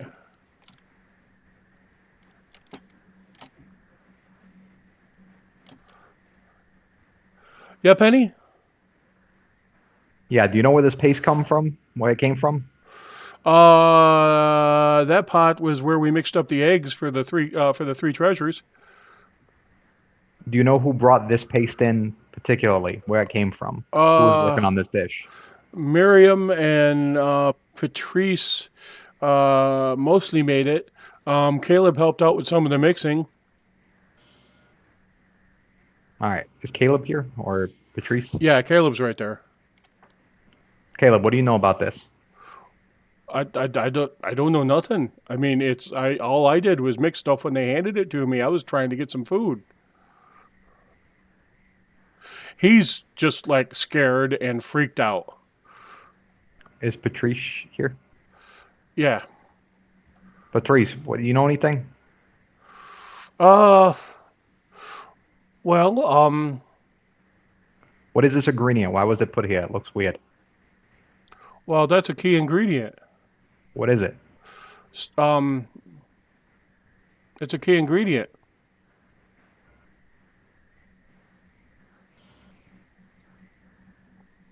Patrice, I really don't want to have to stab you in this kitchen, so I really hope you just start talking to me seriously. Yeah. It's a key ingredient. It's just a key ingredient. That's all. I I had to use it this year. It was special. I had to use it. Who said you had to use it? Uh, um, I um, I don't know, but, but, but. Ah, she drops down on her knees and she plants her hand down on the floor. You're starting to bleed. What's your passive perception? Passive is a 15. Okay. As she falls and she's got her hands out in front of her, you can see on her left wrist there's a series of round circular lumps. Like there's something embedded in her wrist? Yeah. I'm going to pull out a knife and move over to her wrist, attempt to extract them. Give me a medicine check, please. Sure, this is probably not going to be great. We'll see what happens, Jenna is standing by with the glue gun of healing. You actually do a pretty good job pulling it out, and you I normally put untangle things this. inside people. And holy crap. You've seen this before. Oh, yeah.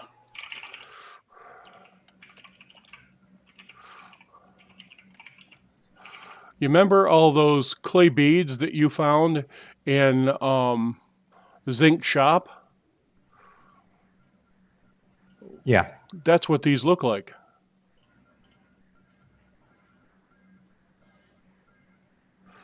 Oh, well, that's probably not good. You pull it away from her, and you manage not to freaking like slash her tendons or cause her to bleed out. All right, you do you just did a very precise job. You got the seam around there, ripped it around the skin. She's bleeding, Jenna Binks. She's bleeding. All right, but she's not going to bleed out. All right, he did a pretty good job. She took probably 3 of her 6 hit points from this. All right, but she's hanging on to her wrist. She's like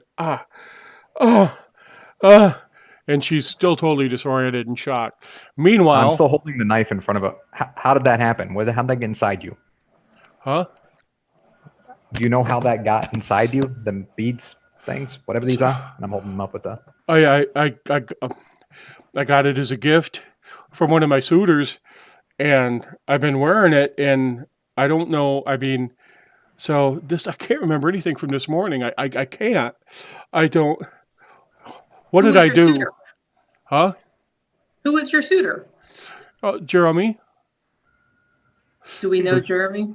So he's, both of you go ahead and make a, I'm going to call it a perception check because this is who's been coming and going, and you're not here a lot. Yeah, you guys don't know. You don't know who Jeremy is. It's all right. But Caleb says, Jeremy, Jeremy's one of the guys who delivers flour and stuff to the kitchen. Where's he from? So Where does he reside? I don't know where he's from, but he works for Myers Dry Goods. Where's that at? Do I know where that is? Just from living here? You do. You know where Myers Dry Goods is. You both do. All right. It's like saying it's from Walmart. All right, or Costco. Okay. Medieval Costco. Back on the other side of the world. All right, Uriel pulls out of it. Oh, wow. All right, everybody has managed to survive the poisoning at this point. All right, we just got 15 and a 19 at the end, so the other 2 people with the effects of the healing potion would have been okay now. All right, so the other room started to stabilize, although people are puking all over themselves, right? It's been bad. Okay. I'm going to scrape up whatever's left of that poison in the kitchen All right. into like a vial. It's just a very thin film. All right, just a very thin film. Okay. All right. Priest comes charging through the door. All right, like Damn, that priest is faster than me in that room with that charcoal. that's right. All right, and this is one of the when you guys went to see Patrice, remember the guy Dugan who introduced you to her? It's him, all right? And he's one of the gatekeepers. He's one of the people who is almost there every day to speak to people, right? So the message came in, he read it, and he sounded the alert, and he came running, all right? And he has the ability to cast neutralize poison on one person, so he's ready to do it if somebody needs him to. He's like, how can I help? I can save one of you right now. And Frida stands up and says, I think we're okay. I think we fought it off. Everybody's sickened. Everybody's weakened who didn't make their initial save. So Frida's okay. Colin's okay. And the 4 of you are okay. Everybody else is standing there shaken and sickened.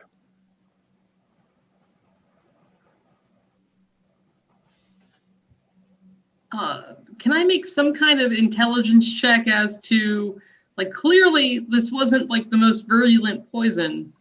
So what would this have possibly distracted us from? Go ahead and make an intelligence check.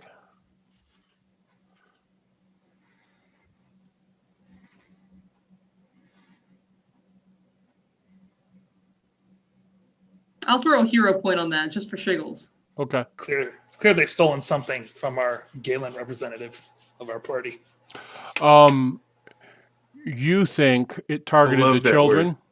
It was really targeting. Shiggles. It was really targeting the children, is what you think, because they were making their saves based on their body mass with disadvantage initially.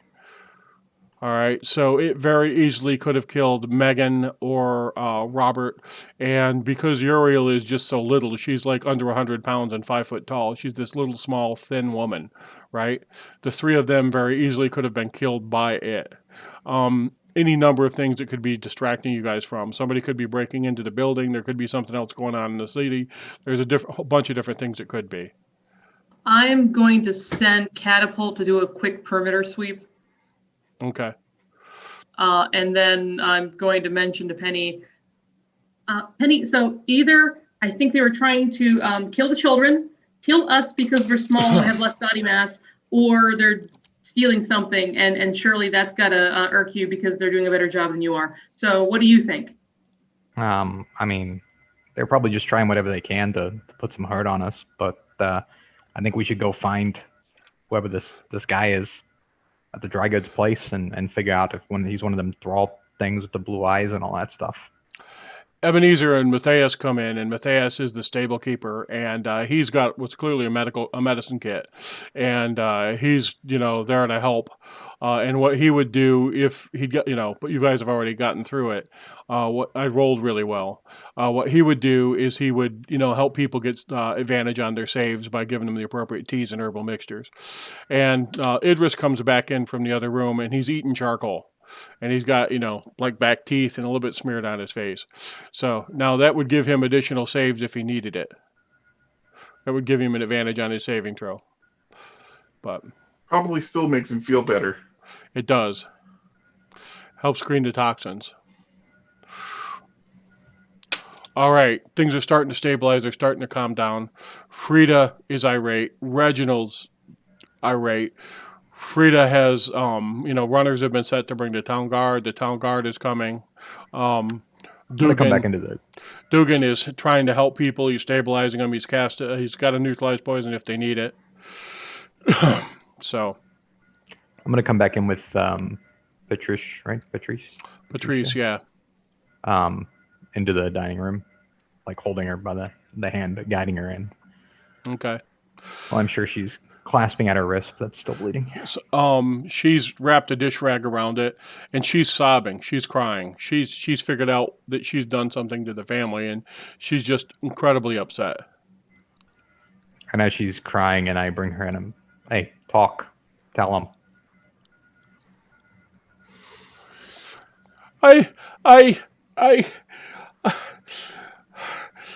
I got this bracelet, and we just dug it out of my skin. It sunk down into my skin, and I put this. I don't know where it came from. I put this paste into the eggs because it seemed like the right thing to do, and I thought it was just an ingredient, and it's my fault. I tried to kill you.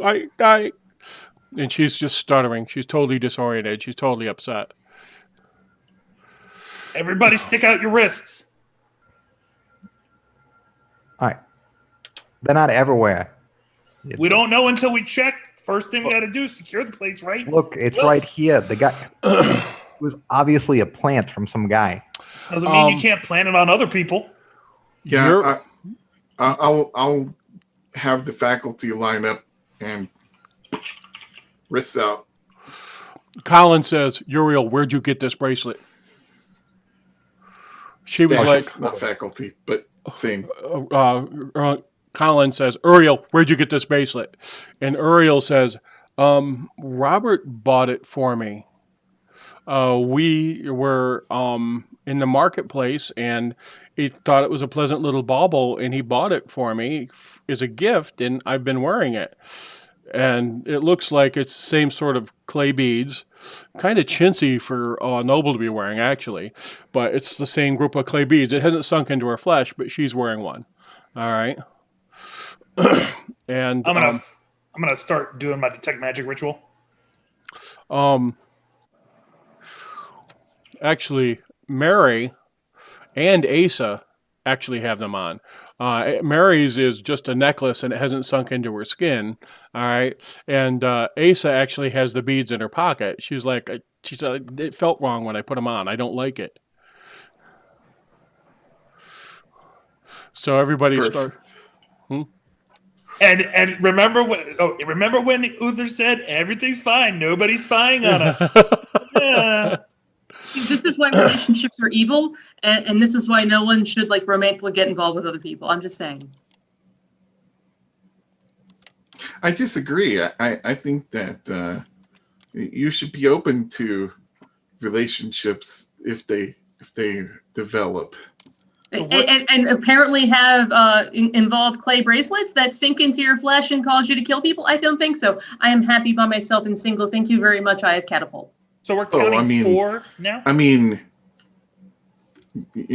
perhaps you've caught the king's favor. All right, maybe now is probably not the best time to be talking about relationship advice between you two when we got like people on death's door still in evil bracelet things penetrating people's bodies. Yeah, well, we're up to like 4 of them now. My impression was that things had settled somewhat. Yeah, we still need to find out settle in who's your skin. giving these bracelets to people and go find this person. And Did Jeremy give them to Caleb everyone? says, Caleb, the little kid says, Caleb, the stable boy says, I've been seeing those all over. It's like the new cool thing that the girls got, and the guys wearing like necklaces sometimes too. And I saw a guy with a thing around his head that had one of them kind of funky clay beads in it. They're all over the city now. oh, well, that's probably really bad. Time to abandon ship. So, I assume, and let me know if you need me to roll, but I assume that I realize when Idris starts doing the ritual to detect magic that I know what it is. Yes, you do. Okay. So, I'm going to wait for him to finish so I can Okay. ask him questions. Asa says, I felt like somebody was looking over my shoulder. And I decided that I just didn't like having it on, so I took it off. It was like somebody was watching me. So I haven't worn it since that happened. Although I can't, I figured I'd just give it to somebody or sell it. I tried to throw it away, but I just couldn't throw it away, I guess. So it was a little precious to me. So maybe you should call in all your house gods too and see if they got any of these bead things on them too, in case half the city suddenly rises up and tries to assault this place, because that would probably be bad. Delbert went around and checked with the family throughout Staff and everything, right? And yeah, one of the guys that works in the stables and rides on the carriage, he's got a necklace made out of these same sort of beads, these clay beads. Okay, so we need to start finding these beads wherever they are and get out some sort of public service announcement or something that These beads are a hoax. yeah. Well, I'd really like to know, Idris, is whether or not you can detect them through magical means. And once you do that, we can determine. I can always reconfigure my wand of or my piton of magic detection. I'm just counting down the 10 minutes on the ritual. Just waiting to hear what has been 10 minutes. Has Catapult come back from his perimeter search? He has. There's nobody out. There's Okay. nobody attacking. Man, cheap ass beats. Who knew that's how you almost take out a whole noble family? Oh yeah, cleric guy, you probably want to like do something to this lady's wrist here. I think I got out the beads pretty well with this knife, but she's a little nicked up, you know. Oh no, you actually did a very expert job, Penny. I mean, I could have also fixed the person up, but honestly, I think a few days of healing will prove to them that they shouldn't have trusted someone in that kind of binding ritual. Oh, I appreciate the good work. I'm normally used to like putting sharp objects in people and then taking it out and doing it rapidly. Like the slow carving thing is not really my expertise.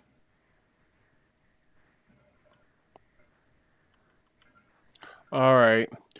So all of these beads, go ahead and give me an Arcana check, Idris.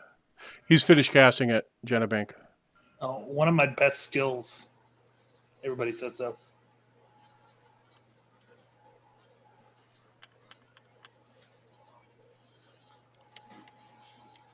And when they say best, do they really mean only? Oh, wow. Congratulations, Idris. You actually made a DC 15. That's pretty good considering it's a negative. Right.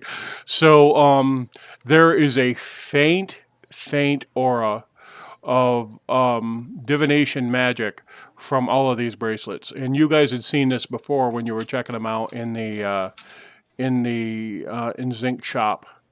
Because that's where you saw. You've got like 30 some copies of them. Oh, my bad. Jenna Bink's carrying them right now. That was sorry, I didn't actually have to wait 10 minutes. Thank you for pointing that out, Matt. It was a first level spell. No. Sorry. So you can detect. Oh them, yeah, so- it's a ritual spell. I can do it ritually. Yeah, but you're It's a not a ritual. ritual caster, so you can't. Oh yeah, that's right. All right. So Jenna Bink, did you do the? Who can do the ritual? I just cast it, so it takes Okay, me just. you're good then. What do you call it? So you Yeah. cast the spell. All right, and you use your slot. Yeah. And there's the faintest aura of divination magic from each of these. Divination magic. Okay, I'll let her know. Okay, so we can go hunt down Jeremy. I can sleep the night, and I can either reactivate the piton of magic protection. We can walk around the whole city and find these people, or plan C, which is one that I have not yet come up with. You just tell the Inquisition, they'll get it done. They'll send the Cabal in here. They'll get people's wrists, necks, legs, wherever they are, opened up, and they'll get this place cleared out. what they're Somehow for. I think they'll be less careful than Penny. I would think they would be more. They don't need to make their rep any worse. And they got the resources. And if it is magical, they're the ones who are going to end up having to take care of it anyway. What do you think, Delbert? I think this is definitely the domain of the Cabal, and I will say, actually, Idris, don't you have a way to send a message? Do I know about that? Did I do it in front of anybody? Oh, she said it in front of us. Yeah, I think she did. I think so too. I didn't Yeah. want to step out. Yeah, but, Yeah, no, but it that's would be a fine. good idea to contact. Owen. I'll do that. Yeah. Arwen. Arwen. Yes. So it's a stone sending stone, so you get to send a message to her. She sends one back to you. Okay. I'll tell her. Galen Easter brunch poisoned by cheap ceramic beads. Need help. Send Wizard's Cabal and yourself. Winky face. All right. Smile emoji. After about 5 minutes, a message comes on my way with Cork in tow.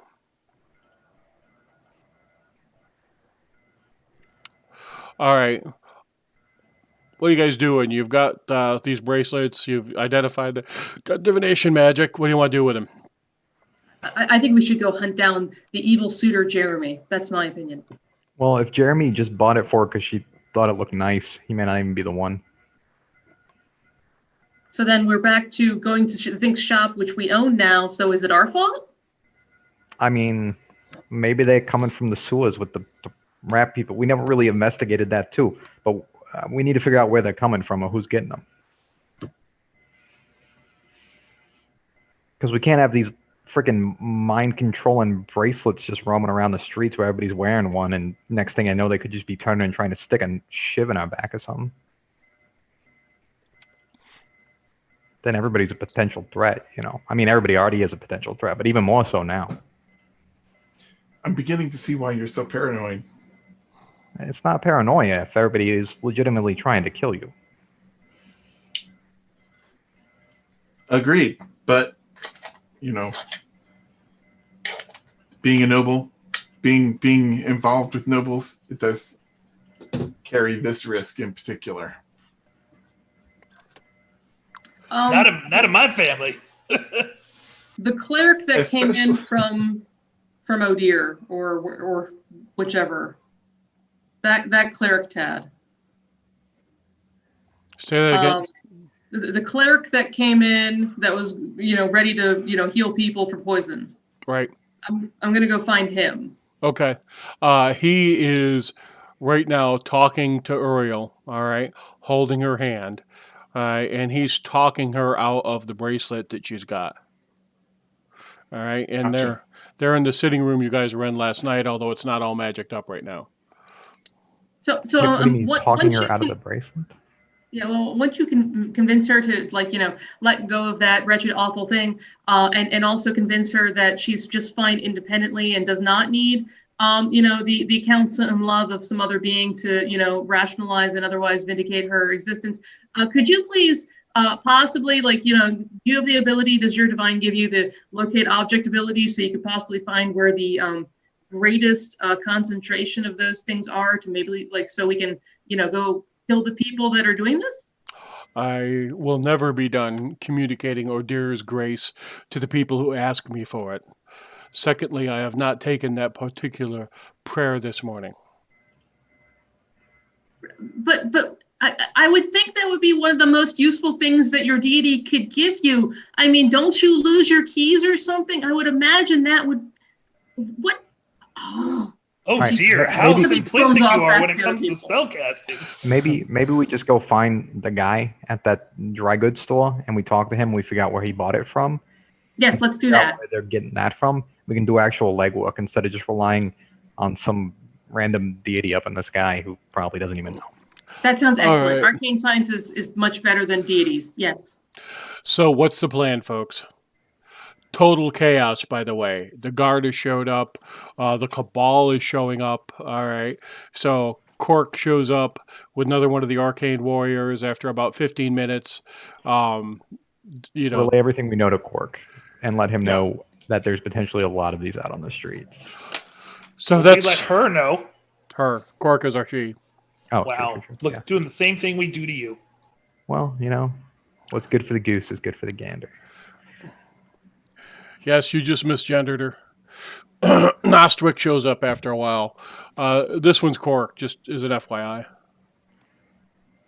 All right, so Cork shows up, and she comes with Arwen, and you guys are basically going to share with them everything that you know at this point, correct?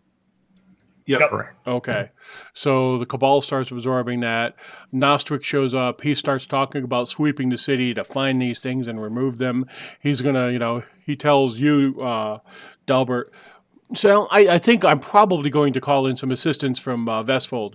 We're going to need, the Inquisition here in force for this sort of thing.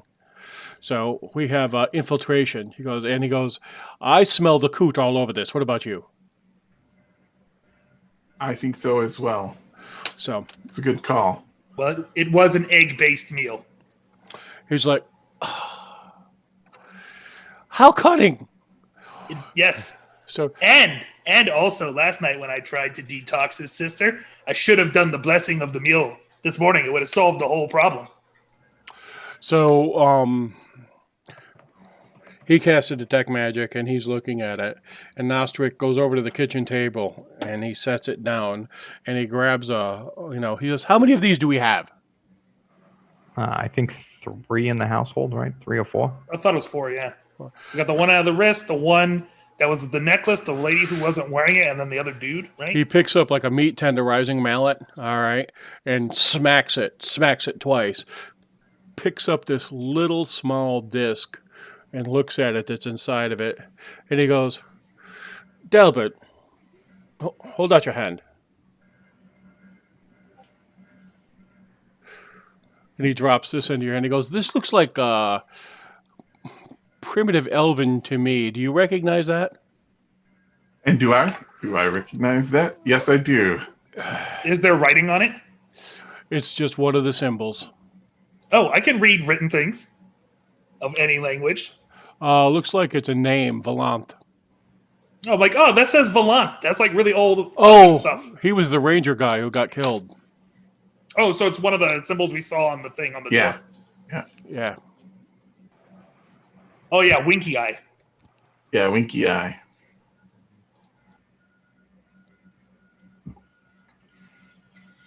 Okay. Ooh, check your family's next, Delbert.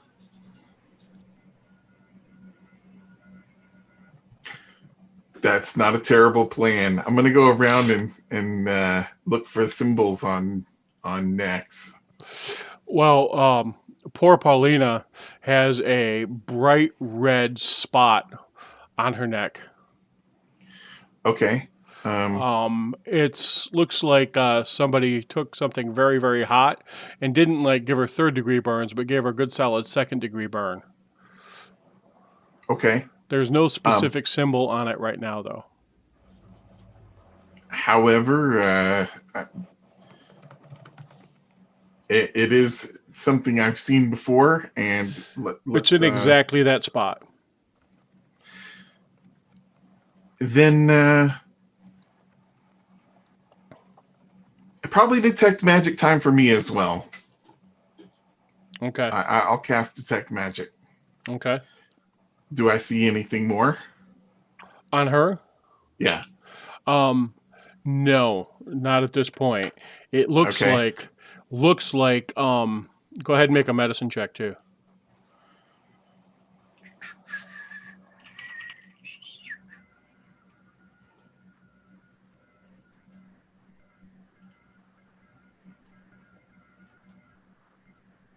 Okay, give me an arcana.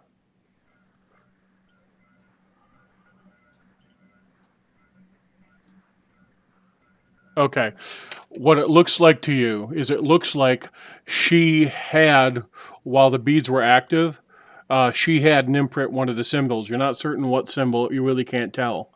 And that when Penny cut it out of her wrists, it caused the symbol to burn off, literally. She has 2nd-degree burns in exactly the shape of where you've seen those marks before on bipedal humanoids. All right? So, but Okay. removing it looks to you like there's a causal series of things here. When the bracelet was removed, it probably burned. And from the condition of the wound, from the condition of the burn, you know how like when you first get a burn, it just starts to blister. All right, it's not that long ago. The stage of the burn in terms of how it's evolved coincides to about the time, it's about a half hour ago, right? When Penny cut the bracelet out of her. Okay. So I'm going around and checking everyone. No one else has the marks or has signs of a burn. Even the people who were carrying the bracelets. Okay. So it seems to you, and I'm going to let you carry the 24 you just frickin' rolled forward. It seems to you that the full possession only occurs when something triggers the bracelet to sink into their skin. All right. I'm also looking at the people who are filtering in from various locations as they come in. I'm looking for the symbol on their neck or the bracelet or whatever. or yes. Yeah, there's a guardsman who has it. There's when all is said and done, with everybody coming into the household, right? There were 3 additional people coming into the household. All right, just one of which was a guard, one of which was an acolyte at the Temple of Odir. I mean, and there was one person who was just coming to drop off a message. All right, had the bracelets or had a necklace or had some piece of this junk jewelry, which now that you think about, you guys are seeing a lot of it now. When you think about it, it's like, how like when everybody goes crazy over whatever, trolls, right? Or, whatever. And all of a Like sudden it's friggin' just, Crocs. right. It's like a freaking fad. Everybody was wearing this junk jewelry and giving it to each other as gifts. And it was cheap, but I mean, they're pretty. They're well done. They're not, they're junk jewelry, but they're best of class for cheap jewelry. So.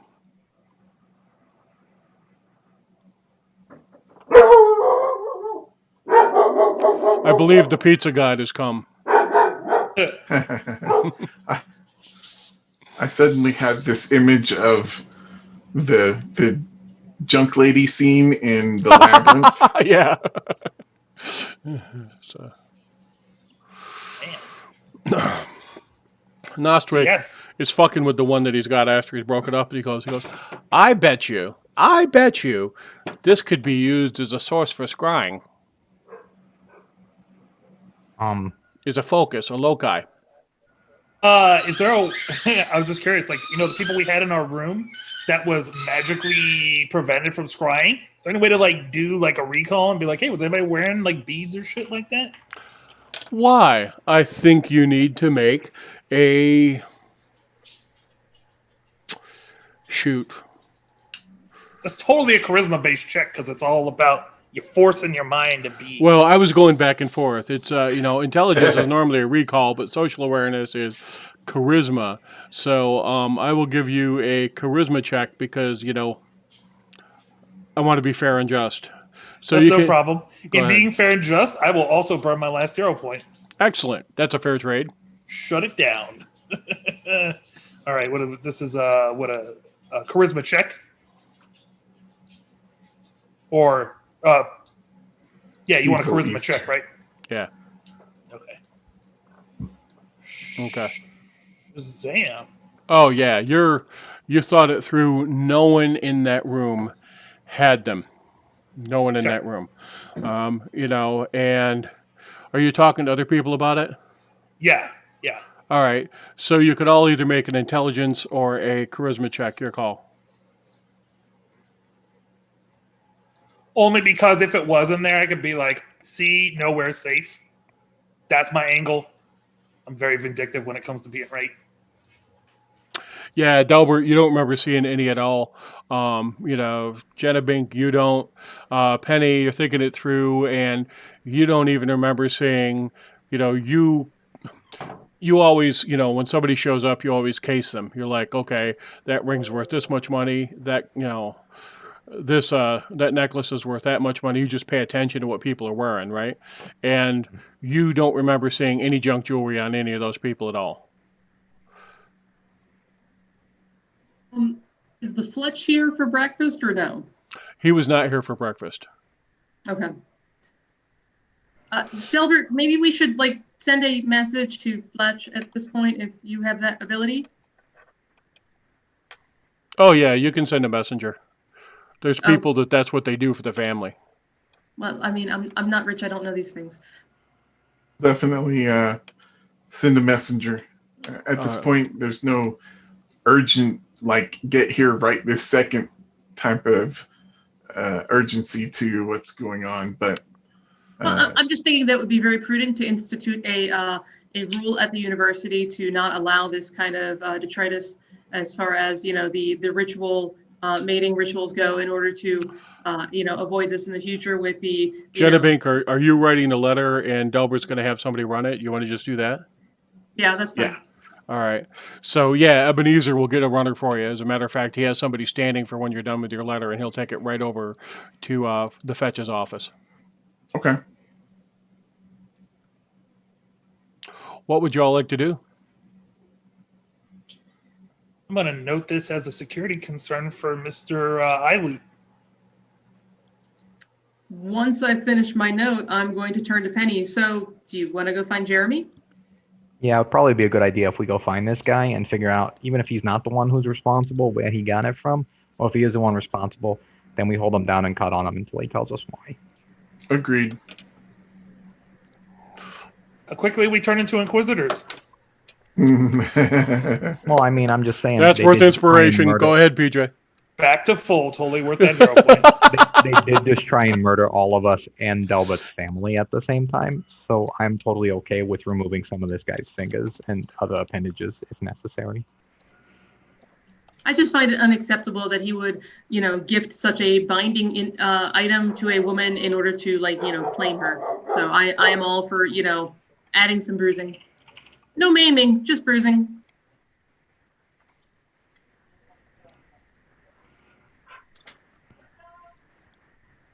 So I think we're going to the dry goods store, Tad. All right, very good. I'm with you. I'm getting my stuff for you. What are all these strange people in blue cloaks waiting in line to retrieve clothing for? All right. Yeah, you guys go over to Myra's Dry Goods, which is over on the other side of the university. Let me pull out the Waterdeep map. So it's over on the other side of the university, no problem at all. And you walk through the front door, and people in there doing their shopping, a lot of servants coming and doing, picking things up for their household. Some, middle class, lower class people just picking up things like, flour, eggs, spices, things like that, dry pasta, things like that. So, woman obviously got some Hythonian blood. Comes from behind the counter, and she goes, "I am Elsa Myers. How may I be of assistance to you?" Where's Jeremy? Jeremy is loading a wagon right now in the back. We're Okay, gonna thank need you. him. And I'm gonna start walking through the back. Yeah, I'm also walking to the back after that answer. All right. All right. Guys out back with like 4 other guys. All right, and they're loading a wagon, and he looks up, and Delbert, are you with him? Yes. Oh, he drops off and he goes, washes his hands. He goes, "Master Regan, how can I help you, sir?" It's good to know that you know your betters. I do, So, sir. Jeremy, where'd you get that bracelet that you gave to old Paula Dean over there? Zinks. It's an old pottery shop. We get. He usually gives us pottery for things like transporting honey, breaking down molasses into small from barrels, and we deliver it like that, and a smaller distribution. Paulita's a sweetheart, sir, ma'am. And I thought, I'd get her something sweet. Maybe she'd get sweet on me. Yeah, did you buy any of those other things? Any of the bracelets? You holding one as well? Yeah. He goes, yeah, I got, a little bit of it. I got a necklace there, and his are, they're all blue beads, purple beads, red beads, gray beads, Can I see it real quick? Who are you? No, I'm gonna walk up to why him. am I, No. why am I giving you my stuff? No, I'm not asking for it. I just want to get up close and look at it. Oh, yeah, here. I'm gonna grab it and rip it off his neck. Go ahead and give me a DC 10 strength check. Yes. My gosh, if only there was a theater back door here. We could reenact DC. What the hell? And then I'm throwing the beads onto the ground as they. Does it break when I pull it off and the beads scatter or no? Yeah. Oh, okay. Yeah, they go every place. Breaks. Oh, good. So these things are horribly evil, and you almost killed the entire Regan family by giving it to Paul and Galen family. Go ahead. family. Go ahead. Your choice: intimidation or persuasion. Well, they're both terrible. Truth. You got to go with truth. It was a trick question. I will give you I'll give you advantage on intimidation right now. So Okay. intimidation. All right.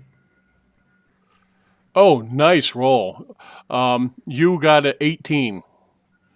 Oh, He's that means like, I rolled a 20. he's like, I all I did was give Paulina something nice. All I did was, I mean, that's all I did. Yeah. I didn't try and, how did I kill them? How did I try and hurt them? He looks at Delbert, he goes, Delbert, I'm sorry. I don't know what happened here. All I did was give her a bracelet. I didn't do anything. You're lucky that in Blackmoor, they don't punish incompetence by cutting off body parts, all right? Because in other places of the world, they do that. That's not Blackmoor, sir, ma'am. Yeah. No, I'm saying it's not Blackmoor. They don't do that here. I'm saying you're lucky because if we were other places, like in a 3D death camp, they would have cut off your arm for the stupidity that you did, all right? Don't be giving people no things you get from random people, all right?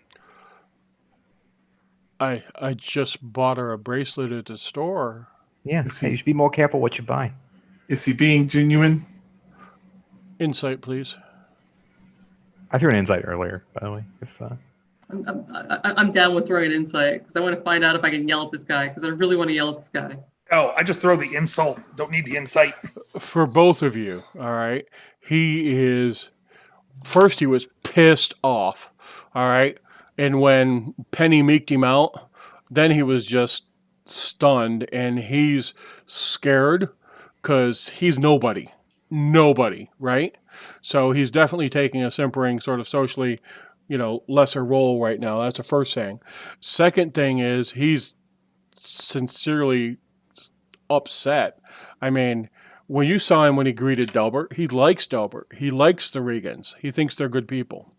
So, and everybody's getting this vibe off of him. So, I just want to Okay. thank the Galens for joining the Regan family and becoming subservient to our name.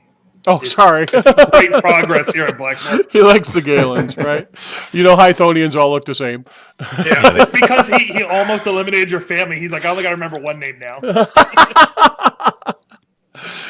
He really likes the Galens. I think it's just really important, Jeremy, that you remember that just because you gift something to someone doesn't mean they belong to you. So this whole ritualistic mating thing where you give someone something and it shows that they're, kind of belong to you should be ending anyway. So just don't do that in the future. Maybe, support her hobbies, support her advancement as a person. I'm going to walk around behind him, Look at his neck. look at his neck. Slight scar.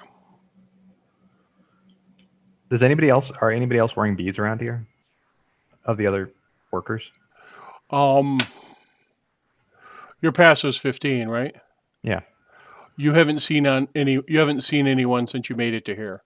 I'm going to assume you were paying casual attention to that. Should I assume moving forward you're keeping your eyes Yes, peeled them at all yes. times? Okay. Yeah, I would also Yeah, be Jenny, doing you that. should Mine's pay an attention. 18. Okay.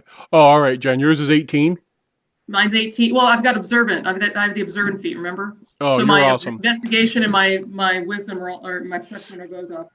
She's looking for female ownership by males. That's what she's really looking out for. Correct. Yeah, I'm looking for that ritualistic, mating thing, and it's just pissing me off. So I am focused. He looks at you and he goes, I'm sorry, I just liked her and I wanted to do something nice for her. And she liked the bracelet.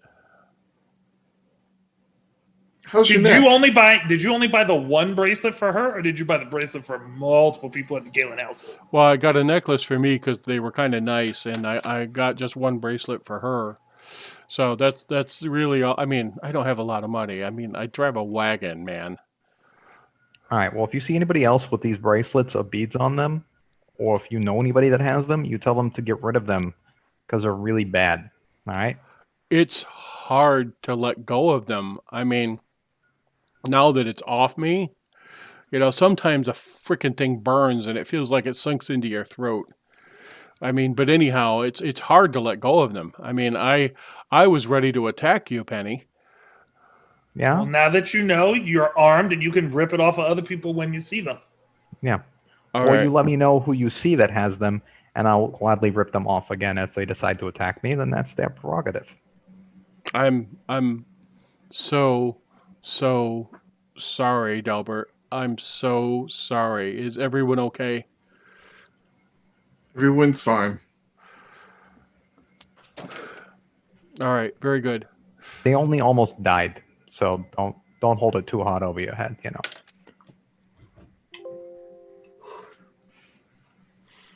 Man, putting that slave guilt on them. All right. Yeah, he's sincerely upset. This is a working class good guy.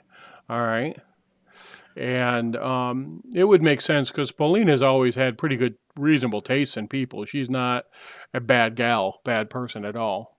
So, So complete change in questioning, Tad.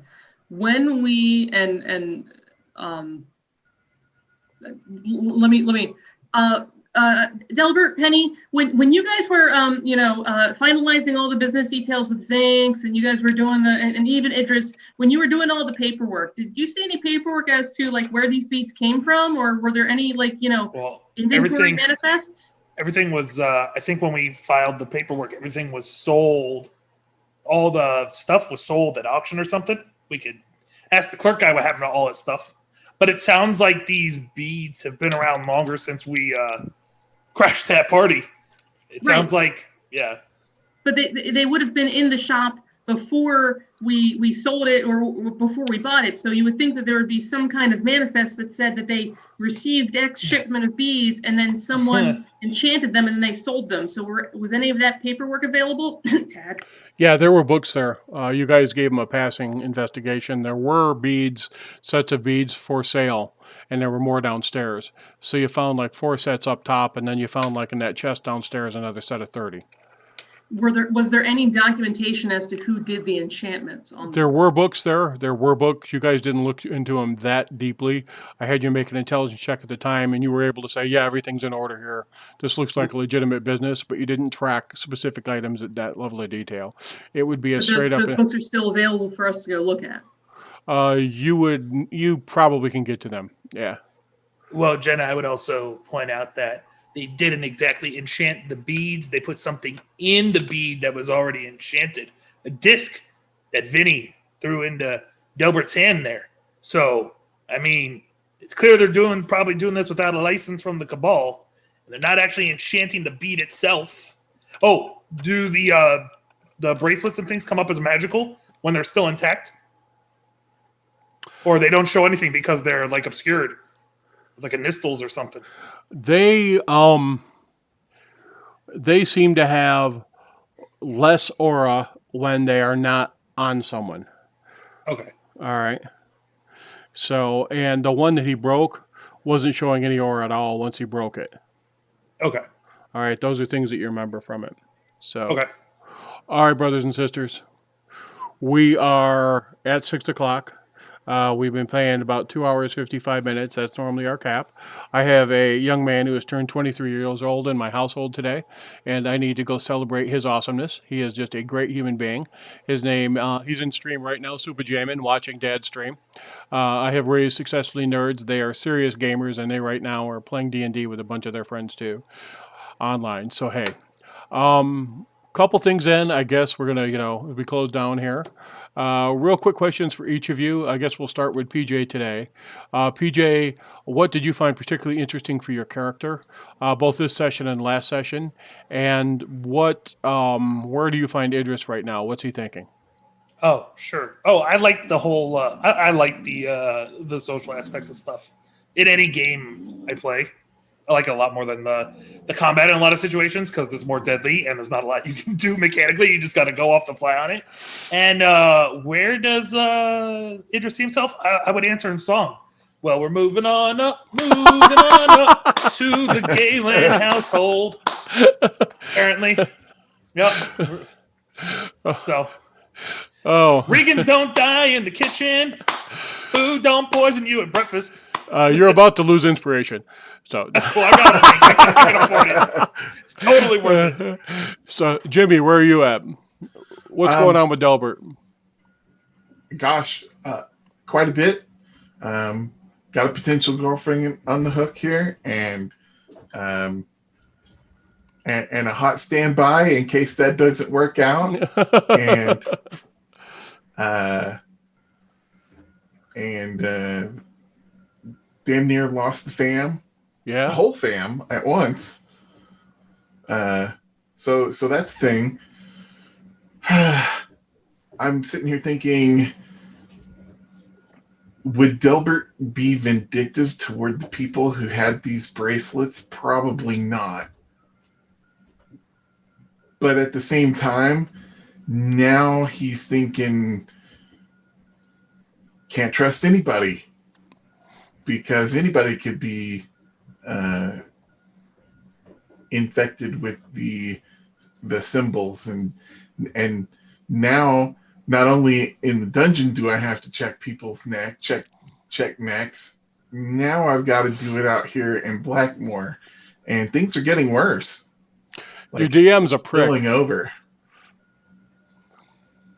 So, yeah.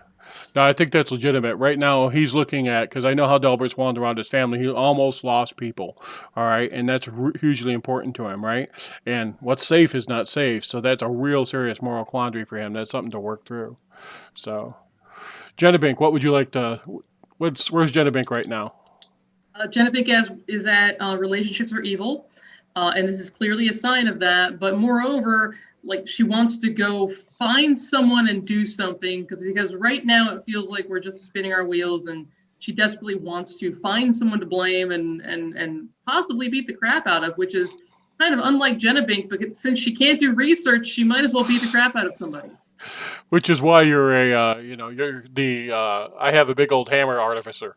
That moment right there, exactly. right? So it would be fair to say Jenabink's like, I have a solution that I'm willing to solve via rational power or transferred kinetic energy. Either option is viable. Correct. Outstanding. I like this side of Jenna.